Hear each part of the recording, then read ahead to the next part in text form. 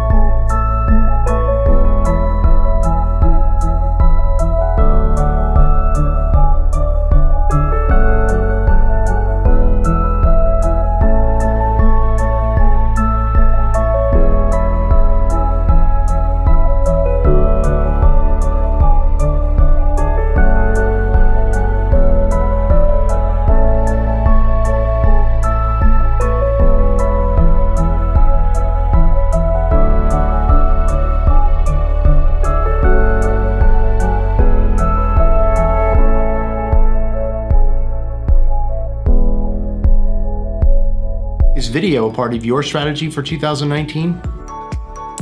Hi, I'm Rob Hicks with Hicks Video, your remote video production specialist. Using equipment you already own, I help you deliver high-value videos to your audience. From interviews and demonstrations to online meetings and trainings, I work with you to shape your stories and subjects that demonstrate your subject matter expertise. If you're a product specialist, sales executive, or business owner, we make video production simple and affordable.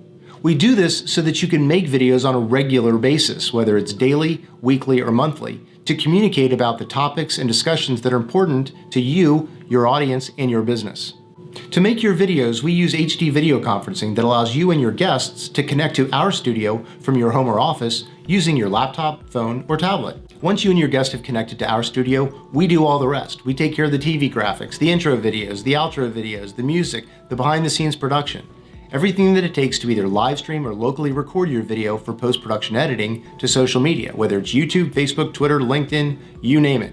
If you're tired of seeing the empty balloon commercials that are being made by your competition's social media experts, give me a call. I work directly with you, the subject matter expert, to help shape your story and ideas in a professional and polished manner via video. If you're ready to take a deep dive on your expertise and showcase the essence of your business via video, give me a call or connect with me online. I'm Rob Hicks with Hicks Video, the remote video production specialist, the doer's resource for online video production.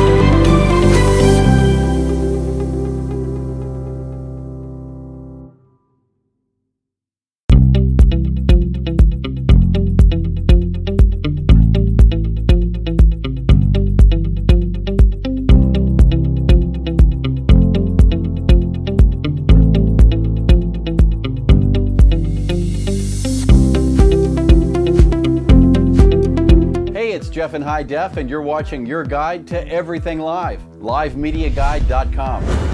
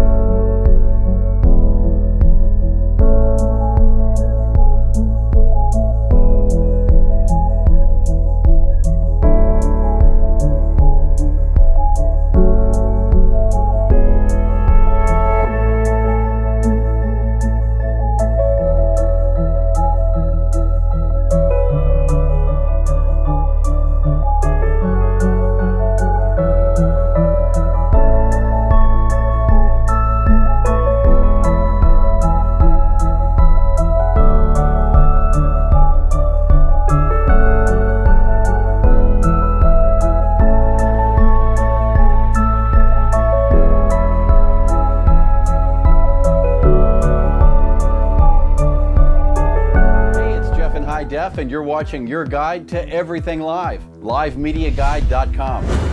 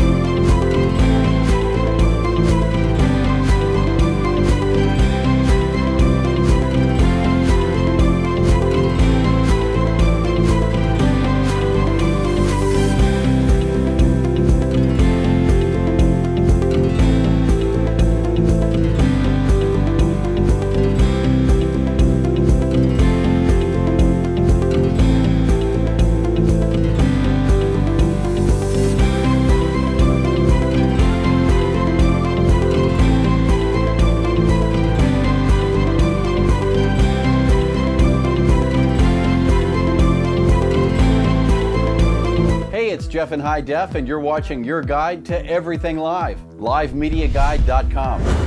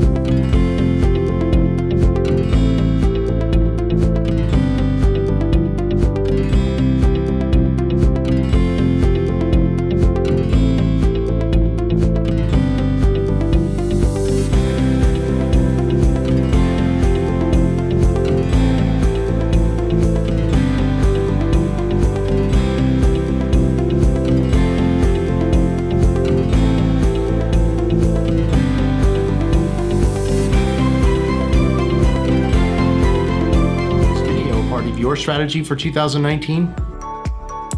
Hi, I'm Rob Hicks with Hicks Video, your remote video production specialist. Using equipment you already own, I help you deliver high-value videos to your audience. From interviews and demonstrations to online meetings and trainings, I work with you to shape your stories and subjects that demonstrate your subject matter expertise. If you're a product specialist, sales executive, or business owner, we make video production simple and affordable. We do this so that you can make videos on a regular basis, whether it's daily, weekly, or monthly, to communicate about the topics and discussions that are important to you, your audience, and your business. To make your videos, we use HD video conferencing that allows you and your guests to connect to our studio from your home or office using your laptop, phone, or tablet. Once you and your guest have connected to our studio, we do all the rest. We take care of the TV graphics, the intro videos, the outro videos, the music, the behind-the-scenes production. Everything that it takes to either live stream or locally record your video for post-production editing to social media, whether it's YouTube, Facebook, Twitter, LinkedIn, you name it. If you're tired of seeing the empty balloon commercials that are being made by your competition's social media experts, give me a call. I work directly with you, the subject matter expert, to help shape your story and ideas in a professional and polished manner via video. If you're ready to take a deep dive on your expertise and showcase the essence of your business via video, give me a call or connect with me online. I'm Rob Hicks with Hicks Video, the remote video production specialist, the doer's resource for online video production.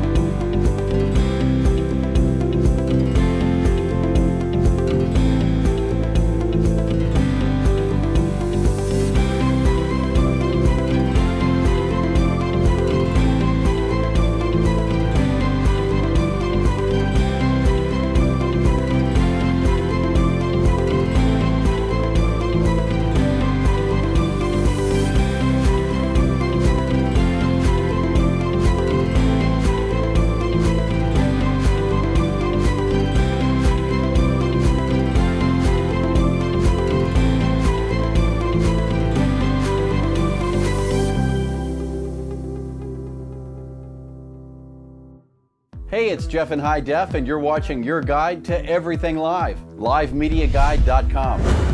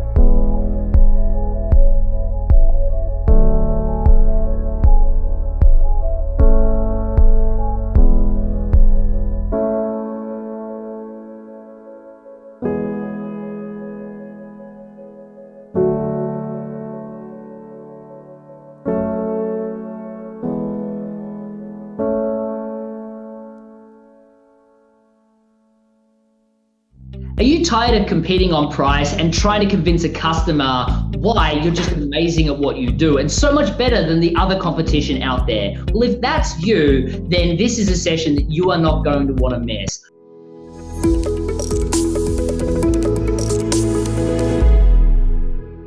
Hello, everyone. Today it's my great pleasure to introduce to you Matthew Pollard. He's responsible for 5 multi-million-dollar business success stories in his home country of Australia, all before the age of 30. His humble beginnings, the adversities that he faced, and his epic rise to success are inspirational stories for how anyone with the right motivation and the right strategies can achieve anything they set their mind to. Today, he's a best-selling author whose book, The Introvert's Edge, has received endorsements from Harvard, Princeton, Neil Patel, and Marshall Goldsmith, just to name a few. He's been featured by Fox, NBC, Fortune, Forbes, Inc., Entrepreneur, and CEO. And if that wasn't enough, he's also the founder of the Small Business Festival, which Inc. has named a top 3 national conference for small businesses. Please welcome the man Forbes calls the real deal, the rapid growth guy himself, Matthew Pollard. I'm excited to be here, mate. Thanks for having me. Yeah, no problem. If anything, it was worth the last 30 minutes of talking about business and alignment and growth and your rocket ship analogy. And just we're so aligned. I love it. And I'm so excited to talk with you about this, because that's what we were chatting about applies directly to what we're talking about today, which is finding your unique offering so you can achieve rapid growth. So very important to be aligned. So first things first, just high level, finding your unique offering. Why is it so paramount? Well, I know it sounds like, oh, duh, but no, it's more to it. It's funny. I did this. I did an event, a workshop with the National Freelance Conference in Austin, actually, where you're from. And at the end of this session, and we went through like 5 questions with a bit of context. And I said at the end, put your hand up if you now have an understanding of a message where people will be excited to want to know more about you, and a niche you've identified of people that are just willing to pay you what you're worth. And like 97% of the room put their hands up. I mean, which sounds amazing, and it sounds like I've got a lot of skill, but in truth, I said, now keep your hands up if this is the most time you've spent on marketing in your business since you started your business. And like 85% of the room kept their hands up. So the real thing about having a unified message that separates you is that we all just do the same thing. We go to a networking event and people say, what does it you do? Oh, I'm a video specialist. Oh, that's nice. I know what that is. Now you feel like you want to shove something down my throat, or maybe you don't. And you're like, now you feel awkward to ask me. So you do. And then you say, what does it you do? And I say, oh, I'm a business coach. You're like, oh, I had business coaching once before. Didn't really work. Well, that's awkward. And now we both stand there looking for excuses to go to the restroom. Right? That's just the way it works, right? And it drives me nuts to see people do that, because they've driven to the event, they paid to go to the event, they're going to spend 2 or 3 hours at that event, they're driving home. That's quite a few hours. And this stuff doesn't take long. I mean, that session was 45 minutes long. The problem is that we kind of learn from a young age that we have to do these subjects in school. So we're used to putting things in boxes. And then we go and do this university degree. So then we go out for a job, and person with this university degree has these 6 categories to apply for a job in, and then they apply for a job in one of those categories. So our entire life, we're trying to put our individuality into a box. And that's not the key to business. The key to business is to not be inside a box, because if you can hire somebody that's in a box, the only thing you've got to negotiate on is price. Because you're like, the 1,000 service providers that can offer this, I personally am the best. Sure you are. How much are you? Right? Does that make sense? You don't even know how much sense it makes. Absolutely. I mean, and that's the thing that we really have to focus on. We have to understand that if we fit in the box, we are a commodity. And if we get the deal and it's not purely based on price, then we were lucky. I mean, so many times I say, do you have a small business or a gambling addiction? Because if you're just relying on luck, then, go and put some money in the slot machine, because the statistical average of your business succeeding pretty aligned with the statistical average that you're actually going to win. And occasionally it feels like you're winning, but you're kind of just getting a few free spins, right? So that's the real struggle that I have when I see a lot of people operate. And the truth is, having something that separates you, a lot of times people are like, well, I don't want to go and get trained for something else, and I don't want to do that gimmicky thing. I mean, a unified message in a lot of ways should represent who you are almost on a spiritual level, because if I say I'm a business coach, that's not a true representation of who I am. Absolutely it's the skill set that I have, but I have life experience. I have, customers that I've worked with in the past, businesses that I've worked in, skill sets that I have that came naturally, others that perhaps came less naturally that I had to learn. I'm a byproduct of all of these things. I mean, I see people buy a franchise and then they define themselves by that IP. And I'm like, but you're so much more than that franchise. So we all have to start looking at things in a different way. We've got to start saying, how could I explain what I do in a way that's going to excite people, and not everybody, but the right type of people in what I do, in a way that they're going to pay me what I'm worth. The riches are in the niches, right? I mean, we're back of stupid cliche thing that's been ingrained in my head that I never can get out.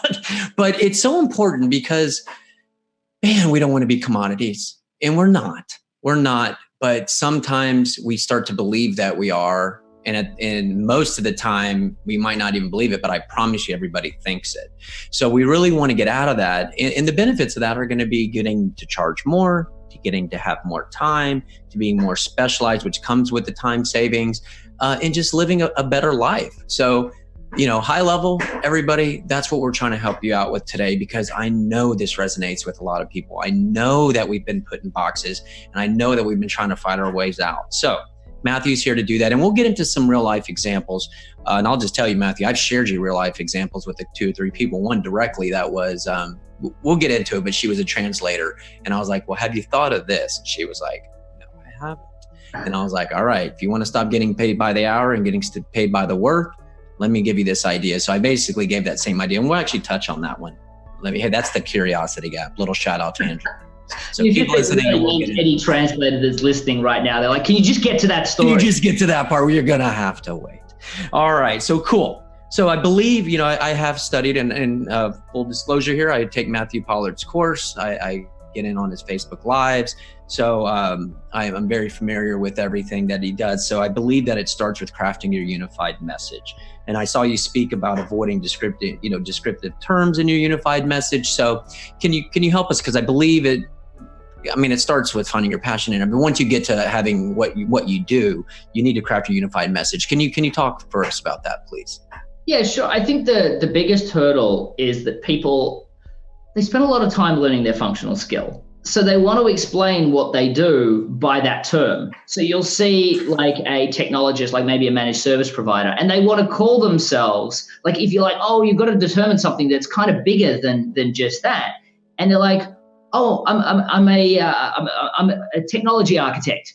That's not going to cover it because it links straight to what it is that you do. So a lot of times people will struggle to get out of the functional, because what they really do is they kind of look at the average jobs that they do and they focus on the functional elements. And that's the hardest thing. Now, the biggest thing that you need to realize, and we can talk about this is a template that I have. It's really 5 questions. It makes it super easy. But if you think about just your ideal customers, right?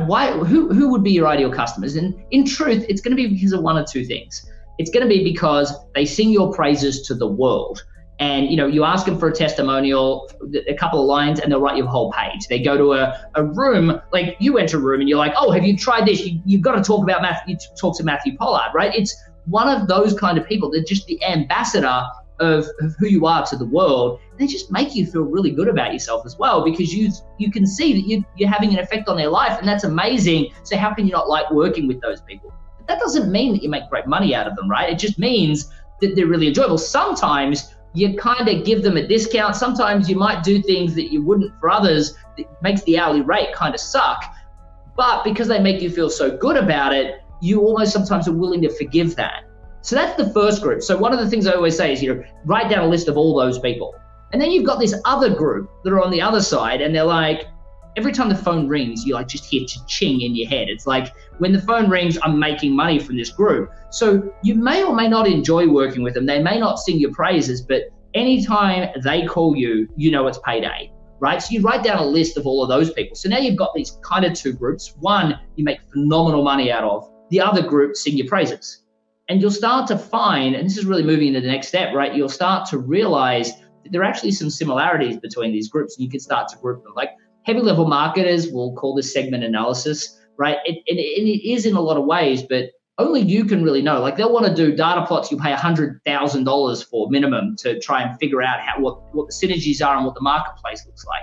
In truth, you'll notice that these are the ones that, they're really into football, or maybe they are all getting, moved across to another country, or, there are certain little similarities that you'll start to realize between these groups, because there's got to be a reason why they pay you more. I mean, they know if you're a commodity and you're advertising yourself as a commodity, why wouldn't they go and, every time they pay your bill, they will realize that they're paying you more than someone else, or they'll have an opportunity to go and find a cheaper price, and they choose not to, right? There's a reason for that. I mean, people sing your praises for the same thing. Like if you were just providing them what everybody else was, why would they sing your praises and say you're the right person to work with? And sure, it might be because you're a lovable guy. When I'm paying your bill and I'm in business, it's more to do with the fact that I'm getting something else. We constantly like to brag about our level of service, but you've got to remember that people in business make business decisions, and the service is a factor, but not the primary. So once we realize and we put together these groups, then it's really about saying, well, outside my scope of my functional skill, what is it that I do for these people, right? But before you can get to that, you've got to try and work out which group to kind of work with, right? Because you've got all these groups now. So what I do is I say, well, pick up a red and a blue pen, right? Not because blue and red work any better, it's just the ones that they tend to be on your desk, right? So I start to circle in red all the ones that I make phenomenal money out of these groups. And then I start circling in blue all the ones that, sing my praises. And generally there's an overlap.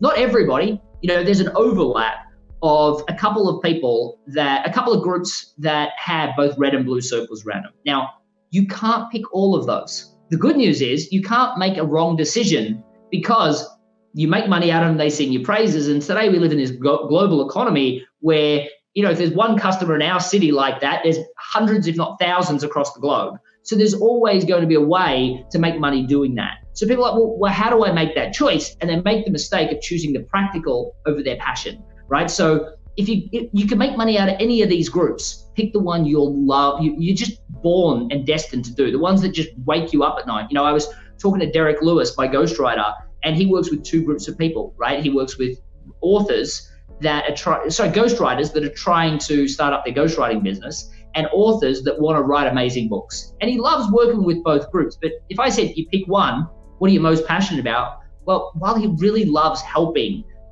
writers become great ghostwriters and make great money, because he remembers what it was like before we got to work together where he was struggling. In truth, he loves creating amazing books from amazing people's expertise. So if you had to pick one, that's the one he's going to do. But without forcing yourself to make the choice, or if you hedge, that's two different demographics. If you think about just connecting with somebody on LinkedIn to get a client, which type of group are you connecting with? And now if you're connecting with both sets, you become the partner that connects good authors with really good ghostwriters. You become the catalyst for your own competition, right? So you've got to really think through how to message it. Now he knows how to message it. The fact that he teaches other ghostwriters is a great point of authority for when he says, hey, why don't you work with me, right? So you can frame everything once you pick the group. Okay. So a lot of people will struggle to pick a group. And if that's you, there's a free podcast episode I have, which is called Better Business Coach. The podcast is called Better Business Coach. It's episode 17. It's called Forget About Goals, Why is the Key to Success? And it will help you align with your whys, your passion, your drivers. But once you've made that decision, then you just want to break down, well, what specific things do I do outside the scope of my functional skill? Like if you're a language coach, it's obviously not going to be the fact that you teach Mandarin or... Well, let me just stop you right there, because now we're digging into a real life example, and that's the real life example that I actually shared. So I think you've given us a great starting point to even be able to do this. So everybody, you have the exercise, listen to that podcast. Okay, so now we're at the point of being able to apply that. In this example that I'm going to ask you to speak on, I thought, kudos to you for changing that person's life. Share the story, share the whole story, because it's a beautiful story and it'll get people thinking, because she went from a commodity to a value. Yeah, sure. So I think the important thing with this story is most people would jump to mental leaps that we just didn't go down. And what I mean by that is she was a Mandarin teacher in California. She taught kids and adults, how to learn Mandarin. And the problem that she had is she was in a highly contested marketplace. And while she'd successfully charged $50 to $80 an hour for almost a decade, the problem that she had is there were all these other people moving into California that were willing to charge much less than that, $30 to $40 an hour to get their first clients. And there were so many people that it was just killing the marketplace. So she was losing her current clients, she was struggling to get new clients. And now, thanks to this global economy we live in, which is a massive advantage for some, if they're still focused on selling to the one city, and if they don't have a way of separating themselves, it's horrific. I mean, for her, she had to deal with the fact there were people in China advertising on Craigslist, I'll teach you Chinese for $12 an hour. And then thanks to our friends in Silicon Valley, she also had to deal with the fact that there's now technology. David, I'll teach you English, you teach me Mandarin, we won't charge anyone anything. So now she's competing against free. So she comes to me and she's like, Matt, how do I compete in this crowded marketplace, right? I need to learn some sales tactics to do that. Now, sure, I could have taught her some sales tactics, but then she's still nothing separating her. So she would have closed a few more deals, but she would have still struggled to keep her current clients because eventually they're going to realize they can get a cheaper price elsewhere. So what we did is we looked at her marketplace, and what I realized is she did three things really above and beyond for really it was only 2 clients. The first thing she helped them understand, these were executives being relocated across to China, was this concept called Galaxy. Now for us, I mean, that sounds like outer space, but in China, that's their word for rapport. So, if I was trying to sell you something, I might sit there for 45 minutes telling you about my products and services, if I'm a good salesperson, some really good stories, really get you invested. And if I was a really bad sales rep, I would say something at the end like, so David, do you want to move forward? And you would say yes, no, or everyone's favorite, let me think about it, right? So now I'm probably going to call you back in a week's time and say, hey, David, did you think about it? And if you still say you want to think about it, then I know my chances of getting that sale are going down and down. Well, in China, they're going to want to meet with you 5 or 6 times before they even discuss business. I mean, they're probably going to want to see you drunk over karaoke once or twice. It's just the people that they are. But for them, they're talking about they're not talking about transactional 12 or 24-month deals. They're talking about 50 to 100-year contracts. So it's more important to them the kind of person they're doing business with than the terms of the contract. So she helped them understand that. She helped them understand the difference between e-commerce in China and e-commerce in the Western world. And then the importance, probably the most importance, of respect. So, like handing somebody a business card in the Western world, I'll hand it to you. You might then, throw it straight in your pocket because it's rude to break eye contact. And then you'll walk away and you'll write on the card, met this strange guy with an Australian accent, seems to be interested in marketing, or whatever note you need to be able to remember it. You do that in China, they're not going to do business with you. It's like that you need to hold their card, appreciate it that way, then pull out a card case, bow slightly, put it in a card case before you continue the conversation, or they're not going to do business with you. So she taught them all these cultural elements. And I said, Wendy, this is so much more than just language tuition. What are you doing for these people? Like anyone stuck in a functional mindset, they're like, well, they're just nice people. I'm just trying to help. And I'm like, is it fair to assume as a result of this help, these people are going to be more successful in China though? And she's like, well, yeah, that's the point. That's why I'm trying to help them. I said, well, why don't we call you the China Success Coach then?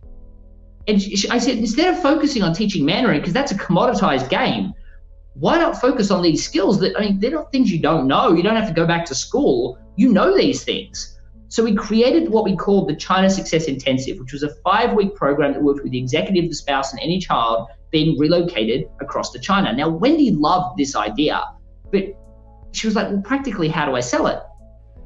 And this is key because now we're going from message to niching, right? Now, most people think you've got to start with a niche, but the problem is if you start with a niche, then you're kind of bending yourself into that niche, which feels, especially for the average, introvert, but even for a lot of people that are selling themselves, inauthentic. So for her, we started with what she was passionate about, the skills she already had. We got that message locked in. And then we said, I said, Wendy, who do you think your ideal client is? And she said, well, obviously it's the executive being relocated across to China. I said, well, yeah, I was terrified moving from Australia to the United States. So totally a good client for you, but not your ideal one. And she's like, well, obviously the company would pay. And I said, well, yeah, a lot of times they have hundreds of thousands, if not millions of dollars riding on that executive being successful, but still not your ideal client. She's frustrated. She looks at me. She's like, well, who then? I said, your ideal client is the immigration attorney. She's like, what? And I said, what do you think? When I came from Australia to the US, I had to get a visa and then later a green card. When you go to China, you've got to do the same thing. And, doing a visa is really interesting. They'd be lucky to charge $5,000 to $7,000 for doing all the paperwork, all the bureaucracy, everything that comes with doing a visa. They'd be lucky to make $3,000 after that because you've got to get a customer too. It's expensive. So I said, why not offer them $3,000 for any successful introduction to the China Success Coach? They love the idea. They're like, double my profit for a quick introduction. What would I have to do? We said, simple. All you've got to do is say, congratulations, you've now got a visa. I just want to double check you're as ready as possible to be relocated across to China. And the customer would say, yeah, I think we're set. We've got our visa now. Thank you. We've got our place sorted. We're learning the language. Kids are getting pretty good at it too. I think we're good to go. And they just say there's a lot more to it than that. I think you need to speak to the China Success Coach. When you would then get on the phone with the easiest customer in the world. These people were recommended by their attorney. They were terrified to go. Their organization was terrified they wouldn't succeed. And so she charged $30,000 for this. I mean, after the commission she paid the immigration attorney, she made $27,000 for the easiest sale in the world instead of struggling every day to charge $50, $80 an hour for private language tuition. And what's 27,000 divided? We'll go high, $80 an hour. 337 clients or 337 hours. I don't know how many hours she spent with each person. Let that sink in. And what's beautiful about that message, I mean, that story, especially at the beginning of it, is that applies to almost everybody. The beginning part where, well, I'm dealing with other competition. I'm dealing with free. I'm dealing with this. I'm dealing with that. And that happens to every commodity. Every single commodity goes through that, this side of, digital connections, but maybe most likely. So that story is, I hope that helped a lot of people. I know it had to help a lot because that is what we struggle with. And it all starts with having friggin' some sort of friggin' idea of who you even want to get to be your ideal client. So you got to start, you got to do the process, you got to go through it all. But that is such a great story. I mean, you don't even know how much, it resonated so much with me that my wife introduced me to this translator, which I don't need right now, but I don't know, I believe in karma or whatever. I was like, here, let me craft up this email for her. I can't use her, but my wife likes her. So she's probably a nice person. So let me just help her. So I gave her this idea and hopefully she runs with it because you need not be a translator. You need to be some sort of immigration because how many people offer that? Well, absolutely. How much now? Maybe 2 people. Lower the supply. Well, I think the important thing, so if we bring this home, because we talked about customers you love, and they loved her. They sung her praise. Of course they did, because she gave her all this extra value. And they didn't care what it cost because they were getting all this extra value and because she was a good Mandarin teacher. So it fit those 2 sections. But her concern was there were only 2. Well, if there's 2, there's many, right? So we got to that point, but she wanted to not do that group because it was risky. There was only 2 people. But she loved it. She made great money out of it. And there was a way to make even better money out of it. But then it really came from doing these 2 steps. What are the things I do for that group of people outside the scope of my functional skill? Galaxy e-commerce, respect, and there was a bunch of other things as well. What is the higher level benefit of that?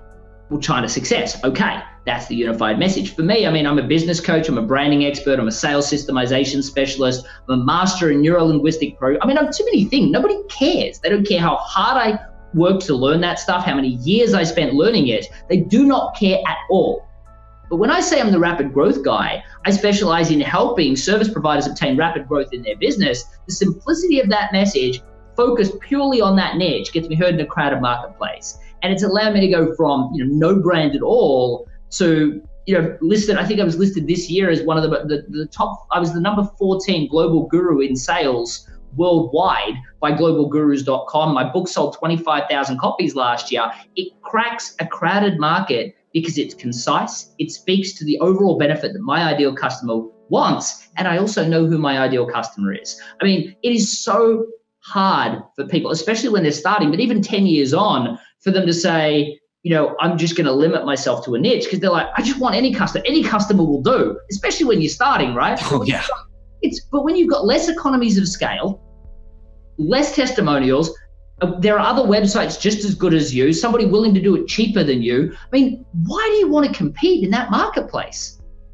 Instead, take a step out and say, I want people that are willing to pay a premium in that niche to hire and pay me a premium because they know I specialize in that group. It just makes it so simple. Speaking to everyone is speaking to nobody. Your message will resonate with that group.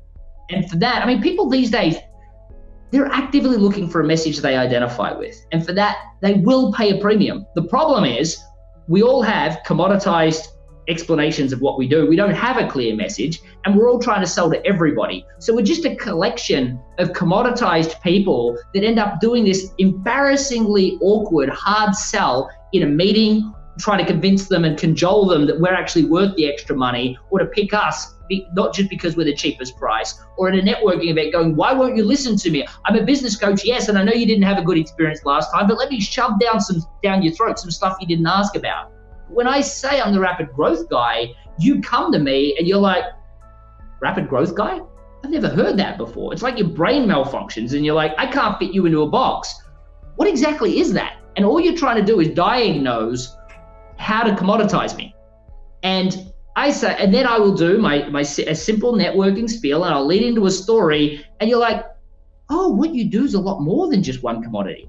Yes, just like everybody else on the planet. The problem is that for efficiency's sake, we're trying to simplify it. And because we don't truly appreciate, people always undervalue the things they're amazing at and overvalue the things that they're not great at, right? Once they've learned them. So a lot of times our Isn't that fascinating? Disconnected from what we actually are amazing at doing. Yeah, man, thanks so much for sharing all that. It just has to resonate. I don't know. I often, look at my experiences and I stop thinking I'm so special or unique. We all go through stuff and we went through the same exact thing over here and starting to come out of it. And there's so many benefits to doing that. From top to bottom, and bottom line is your quality of life just goes through the roof. It just does. So listen to this guy. He's helped out thousands of businesses, and I think you can see why. So I know we don't have too much time left.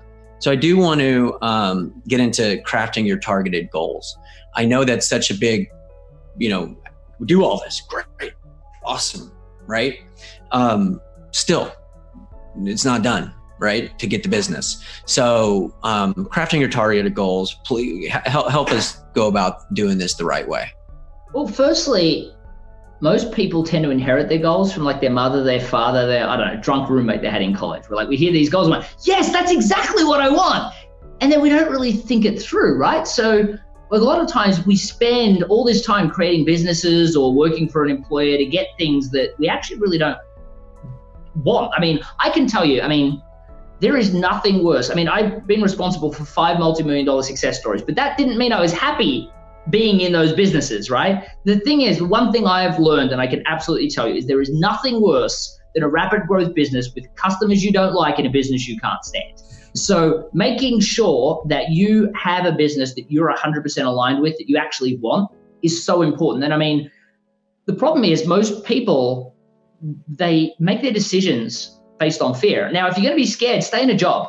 If you're going to run your own business, start a business that you actually truly want. Right? I know that there's so many people going, well, you're just a loser unless you if you stay in a job. Well, that's not true. Some people love looking after their families. Some people love just working for an employer. And if that's you, do that. Don't feel like you've got to jump into entrepreneurship, especially if you don't know what you truly want. Because again, there's nothing, you're gambling, but not only are you gambling, you're gambling for something you don't want.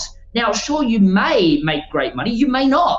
So that's the whole focus that I want people to have is don't inherit your goals. Truly think about what it is that you're looking for. Now, when you do that, so you don't inherit your goals, but you also don't trade in your passions for your practical.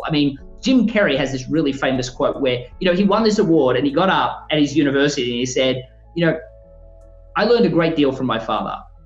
However, I learned a great deal from he said, my father was a really funny man, right? He could have been a famous comedian. However, he decided to make the practical choice, or the safe choice, if you like, and become an accountant instead. Many years later, his father got laid off and they had to do what they could to survive. He said, I learned a great deal from my father, but nothing more important than you can fail at what you don't want. So why not take a chance at what you love? And the backstory with that is Jim Carrey actually was a janitor at his high school. Can you imagine how embarrassing that would be to help the family pay the bills to get him through while he was in school? So if you can fail at what you don't want, why not take a chance at what you love? Well, let me also preface that with, you can also really hate what you think you do want, unless you think it through. So one of the things that I always tell people is don't inherit your goals from other people. Take a step back, and what you want to do is, I always tell people to follow SMART criteria because it's simple and easy, and it's also a means to an end, right? More importantly, write specifically what you want, when you want to achieve it, which means you can measure yourself getting to it. Write 3 business goals, 3 personal goals, or 3 career goals, 3 personal goals, but then summarize each one of those goals in 250 words or less, including why it's important to you. Now, I find the high achievers are great at this. They'll write down the goals really quickly. The problem is that when they get to the whys, they can't come up with a strong enough why. It's like, because, I heard that it was important, or, there's no overarching passion behind it, right? And because of that, they'll very quickly realize that the goals they've been chasing are not the goals that they want. And once they get the goals that they do want, oh my gosh, it opens up this whole level of passion. For introverts, it's amazing because they go to networking events or they're selling and they feel hugely uncomfortable. But if you align that with their goals, with their passions, oh my gosh, there's this avalanche of energy, and people are like, I don't care what he's selling, even if he doesn't know how to sell or she doesn't know how to sell, whatever's giving him that energy, I want that, right? So it just changes the game. But the really important thing is, a lot of times people's goals are conflicted. They have, they're taking them in different directions. And, there's this thing in neuro-linguistic programming we learn, we're presented with 2 million bits of information every single second. I mean, our brain is a supercomputer, but it processes about 126. So our brain tends to delete, distort, and generalize everything we see, feel, hear, and touch, right? It's just what our brain's programmed to do.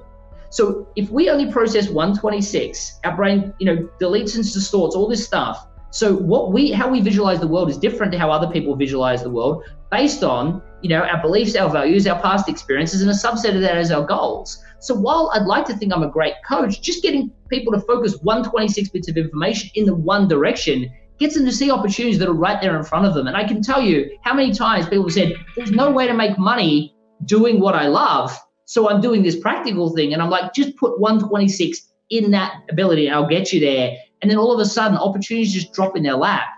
They've always been there. Like, it was a person that they knew, they were at a networking event, and instead of talking about the practical thing, for the first time they spoke about their lead thing, and the customer's like, that sounds amazing, because whatever is giving you this passion, I want that. And everything shifts. So the problem that we have is we move out of a job a lot of the times, and we move into a business that's practical because we're scared. Or we do what a lot of people do, and they open 6 businesses because we all learn that hedging is the safe bet, right? But if you've got 6 business ideas, you're going to that networking event with 6 business cards, and what do? We get into a networking event and people ask what it is that we do. And we're like, well, it's complicated. Sit down and let me explain it to you. No one's got that time. Oh, man. Let's end on that. That was fantastic. And again, we've all been there. Let's stop being there and let's get out of that and let's live, the magnificent life of our dreams. And that's going to be alignment, passion, focus, and then follow through, and then just rinse and repeat and keep doing what you love. Matthew, how can people keep learning from you, man? Well, absolutely. Well, firstly, there's a whole backstory about how I learned to sell on YouTube videos. So I do a huge amount to provide the world free content. So all of my social profiles have, we put out, I think, 500, 600 videos last year. So there's heaps of video content that you can get access to, Twitter, Instagram, Facebook, LinkedIn primarily. So go and check me out there. Type my name into Google. I take up the first 5 pages. But one of the things that I would suggest to people that are listening today is I'm all about getting an outcome. So for the people that want to know and want a bit more detail on how to get those 5, the 5 steps to creating that unified message and discovering that niche, my suggestion would be to go to matthewpollard.com/growth. There they can listen to that. They can go through the 5 steps. Sorry, they can grab that template, they can go through it. And remember, it only took 45 minutes, but I suggest about two hours is what you want. And if you block out 2 hours and do that template, find a buddy to do it with, right, you'll be a lot further along towards rapid growth. And then when you get to, my book's on, how to sell as an introvert, The Introvert's Edge. And the first chapter is available for free at theintrovertsedge.com. But the heavy lifting's done when you've already got a great message, you've already got a great niche. The sales process is just a whole lot simpler. So before you get to the book, I'd suggest to people that they start with that template, and then you can download the first chapter of the book for free when you get to that stage. Awesome. Thank you. And for the listeners out there, it's Matthew and then Pollard, Pollard. And just Google them and scroll down the 5 pages, find something good. But take this man's advice. I really mean it. It'll change your life. Well, Matthew, thank you so much for your time, and until next time. Been a pleasure, mate. Thanks for having me. Thank you for listening to the latest podcast. Feel free to go to magnificent.com/blog to see the show notes for this interview, as well as those from many other of the world's top marketing experts. Just the smelliest, the grossest, the most repulsive creatures to walk the face of the earth. And you know why they're feminists, right? Because they need to seek validation to cover up all their insecurities. That's why they march. That's why they get their fat asses out there and march. They need attention. And just like when you hear, somebody they're going to go on a sex strike. Believe me, nobody wants to bang you anyway. Don't flatter yourself. Believe me. It's absolutely disgraceful what we're dealing with right now. And people can just go out there and be reckless with their sex lives and then say, oh, I'm going to go have an abortion. And there's people that go do it 5-6 times. And I'm like, what? I am so angry about this. And for anybody on the left to try to tell me otherwise, who the hell are you and how dare you? You don't know facts and you don't have your shit straight. Bill, go ahead. Well, now they're making it to where, it's racist to, I don't even understand their argument there now, where it's racist if you don't allow abortions when primarily most of the children that are aborted are black, but it's inclusive if you allow abortion. I mean, I don't even know how do you get to that point where I guess there's some certain circumstances that are extreme, but it's like you said, women need to, and men both need to, I didn't have children, when I was 15, 16, 20, you know what I mean? It's called, abstinence and being careful and contraceptive, but they use this as a birth control now. That's what abortion has become. It's nothing more than birth control. And that's not moral, and that's where this thing's got to come to some point in the Supreme Court that can't have this all-encompassing, from the time it's conceived until 30 seconds while it's still breathing. We're going to consult the doctor, and it's just there's extremes on both sides, and there's got to be some. I'm none of us are philosophers, so we don't have the answers to those things. But the way it is now, where it's unencumbered, and now they're wanting to talk about gender and race, and if it has deformities or if it has mental problems, or if they know all these things while it's in the womb, how is that not a human being? How can you say it's Hispanic and then claim it's not human? How do you make that? You know what I mean? So you can't have that. No, you're absolutely right. You're absolutely right. Kevin, go ahead. Oh yes, Rory, you have absolutely every reason to be mad at this leftist hysteria, and you're right on all your points. I mean, I say that with the Alabama Human Life Protection Act, it does everything that we'd want it to do. I mean, I love every aspect of it, and Alabama itself is shining as a beacon for just guiding the way and promoting these traditional values, founding values of even our country. I mean, we want to protect life. We want to protect the unborn children because they really have, especially if they have a heartbeat and, they have brain activity. These are actual people that their lives need to be protected within the womb.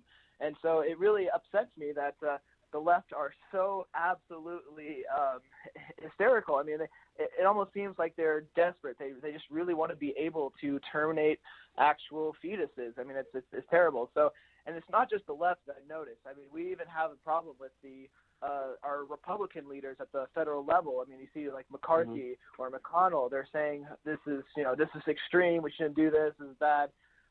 But they're saying like let's not challenge in any way this Roe v. Wade decision.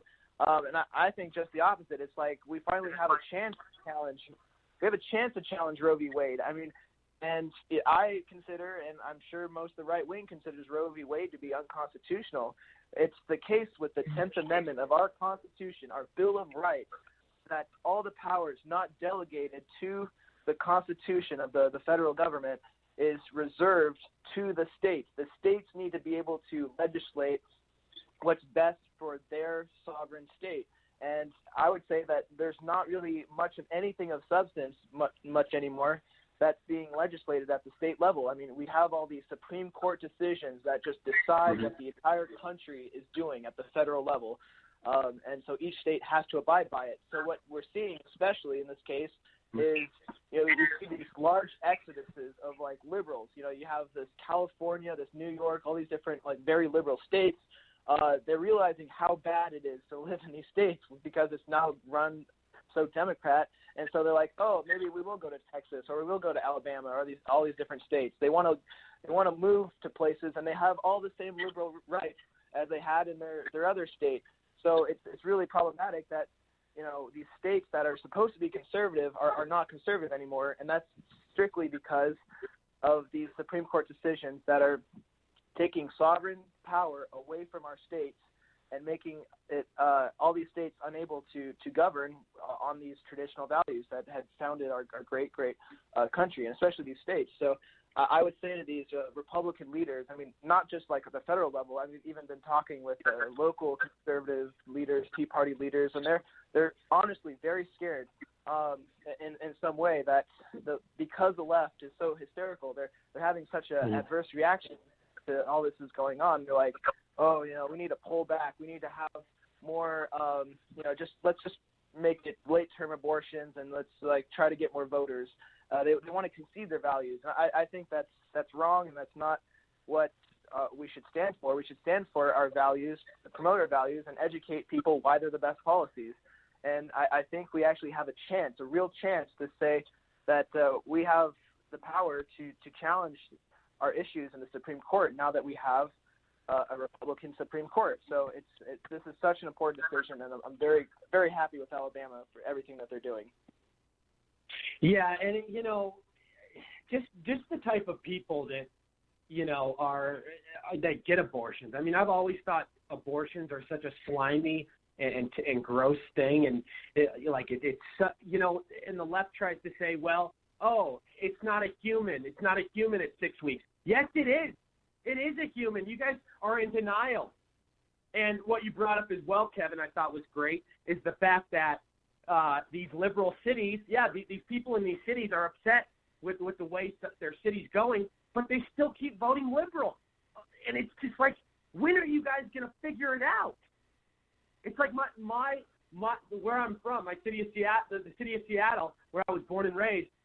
People don't I don't even recognize it. People don't even recognize it anymore because there's tents everywhere and there's needles and feces all over the street in downtown. Like, this is what liberal policy does. All it is destructive. There's nothing useful in liberal ideology, which is why liberalism is a mental disorder. I mean, there is no way around it. I do want to welcome to the show evangelist, motivational speaker, activist, and best-selling author Samuel Tully. Samuel, how are you, buddy? Welcome back. I'm doing good. How about yourself? Doing well, Can man. you hear me? We're just talking about the Alabama thing, the bill that passed yesterday, and all the feminists and the left are making a big deal and hostile over it. I mean, these people are evil. Well, yeah. Actually, I think I had a Facebook post earlier where I was reading where they were talking about this was like a crime against black people, and I'm saying that black women make like 6.5% of the population and account for over 35% of the abortions. If anything, that bill says Black Lives Matter, and the fact of it is, these people are saying that it's not a human being, but then again, you can, or for example, that New York City law now where if you kill a woman who's pregnant, you can only convict her for killing the woman, not the baby within the woman. But then if a person decides they want to have a baby, it's a baby. But then if they don't want to have it, it's the woman's body. It's like they want us to simultaneously believe one thing and then, contract, or shall I say the law of non-contradiction. A can't be A and B at the same time. But either it's a baby or it's not. And, in our Declaration of Independence, it says that we hold these truths to be self-evident that all men are created equal and endowed by their Creator. Well, the Creator is God, and what's being informed in the woman's inners is His creation, which it says in Psalms 139:13 that He knit us together in the womb. So they can't have it both ways. But see, in respect to Seattle and Los Angeles and a lot of these other places, I think the populace, by and large, is maybe mentally ill. But those folks at the top know what they're doing, because as long as they can keep a bunch of people dependent on them and subservient, then they will stay at the top. Just like all those politicians in Washington send all their kids to private schools when they won't allow us to have vouchers to send our kids where we want to send them. So they want this lower chain of subservient people that are always dependent on them. And then they can just go ahead and act like they know what they're doing and act like they're taking care of people when they're only perpetuating the same mess that we have to deal with every day now. Yeah, and you know, it really is, you know, something that needs to be implemented, you know, everywhere. What Alabama did, we need to have that everywhere, and the goal should be to overturn Roe versus Wade. Because I mean, let's face it, it's not. It really, if you really look at it, it's not constitutional. I don't care what anybody says. It's not. It really isn't. Well, the problem that we have is Republican politicians are weak-kneed and wimpy. I'll give the Democrats credit for the fact that, as misguided as they are, they will stand up for what they believe. Where we have a bunch of wimpy Republicans that quiver and shake and worry about what they think people think instead of doing the right thing. If they do the right thing, then the right people will follow. Yeah, and then that's really what has to happen. Bill, go ahead. Yeah, you have to get back to the foundations of morality, and you have to do the right things, and you have to conduct yourself as a responsible, moral adult. And that's why there's such an attack on religions now, because that eliminates that moral boundary that kind of holds you in check. And if we don't do that as a society, they're always going to attack the children, because that's the weakest way to do it. And what's the weakest child on earth is the unborn child, because they're always dependent on the mother themselves, and they don't want to give men any say in that. And I don't care there's no woman on earth that can have a child by herself. It takes a guy. I don't care if you go to a sperm bank or if it's done the old-fashioned way or whatever. It takes a man, and he should be given the same right, and there should be a process to go through. But if we don't, and that's where this moral breakdown: do what you want, be whatever gender you want, say whatever you want, attack people if you want, if it hurts your feelings, or you decide that you're going to destroy them, and everything is okay. Well, everything's not okay. There are boundaries and things that you don't do in life, and if we keep going with a society that keeps accepting of inadequacy and underachievement and handouts and not fulfilling your purpose as a human being and getting back to your normal gender roles. That was part of, you have to get back, and a woman needs to be a woman, and a man needs to be a man. Yes, they're equal in things, but they complement each other, and they bring different things and different ways of thinking and different processes. And so that's what's frustrating about with policies and all these other things is we all, we do this, and we got diversity that, and we have this coalition that's going to help this minority, and these are going to help this. But it's kind of like Islam. You're not attacking the problem. You're only attacking the symptoms, and you still got the disease. Yeah, you're absolutely right. It's one of those things. I am going to take a quick commercial, everybody.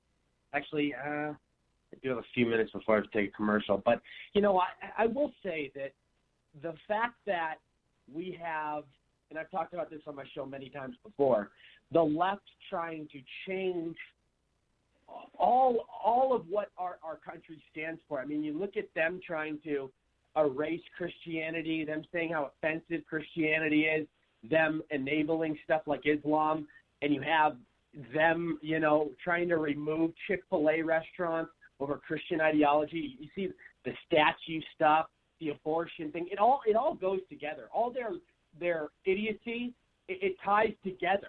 I mean, they're always bitching about something. It's always something. It's like we can't ever win with these people. They are so far gone.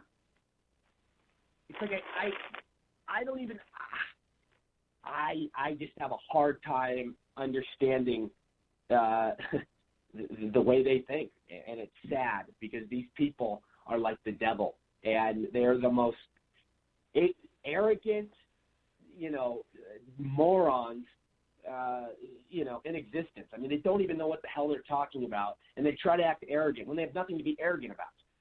It's like I don't know what needs to happen. Does Trump need to cure cancer? I mean, what needs to happen for more people on the left to open their eyes? Sadly, I think they're too far gone to do that, but I guess you never know. I mean, Samuel, what's your thoughts? I think Barr needs to do his job and do it effectively and do it in a way that the mainstream media is going to not have any choice except for to say that, just like I was hearing today, that they have uncovered more information on the Democrats working with Ukrainians and whatnot, trying to put stuff on Trump. I mean, the more they dig, the more is coming out. Yeah, and it's yeah. Go ahead. I mean, many of these people, I've run across so many liberals that are just locked into what they're told. They just believe what they're told. They don't do any thinking on their own. But if they can just demonstrate to them that, look, this is it. These folks were crooked from day one. Some of these people may wake up, and if like I said, if the people that supposedly lead this party really just take a stand. I mean, take a stand even if you lose, but take a stand and be solid. Because if you take a stand, people will at least respect you. I mean, I have many liberal friends that do not agree with me, but they respect me because they know that I take a stand and I don't equivocate and I don't quibble, I don't wobble. So we need to be firm. It shouldn't just be left up to folks like us to say that. And when you mention Christianity, you got these wishy-washy pastors out there too. They need to take a stand. Either they're going to support the Bible or they need to get out of the pulpit.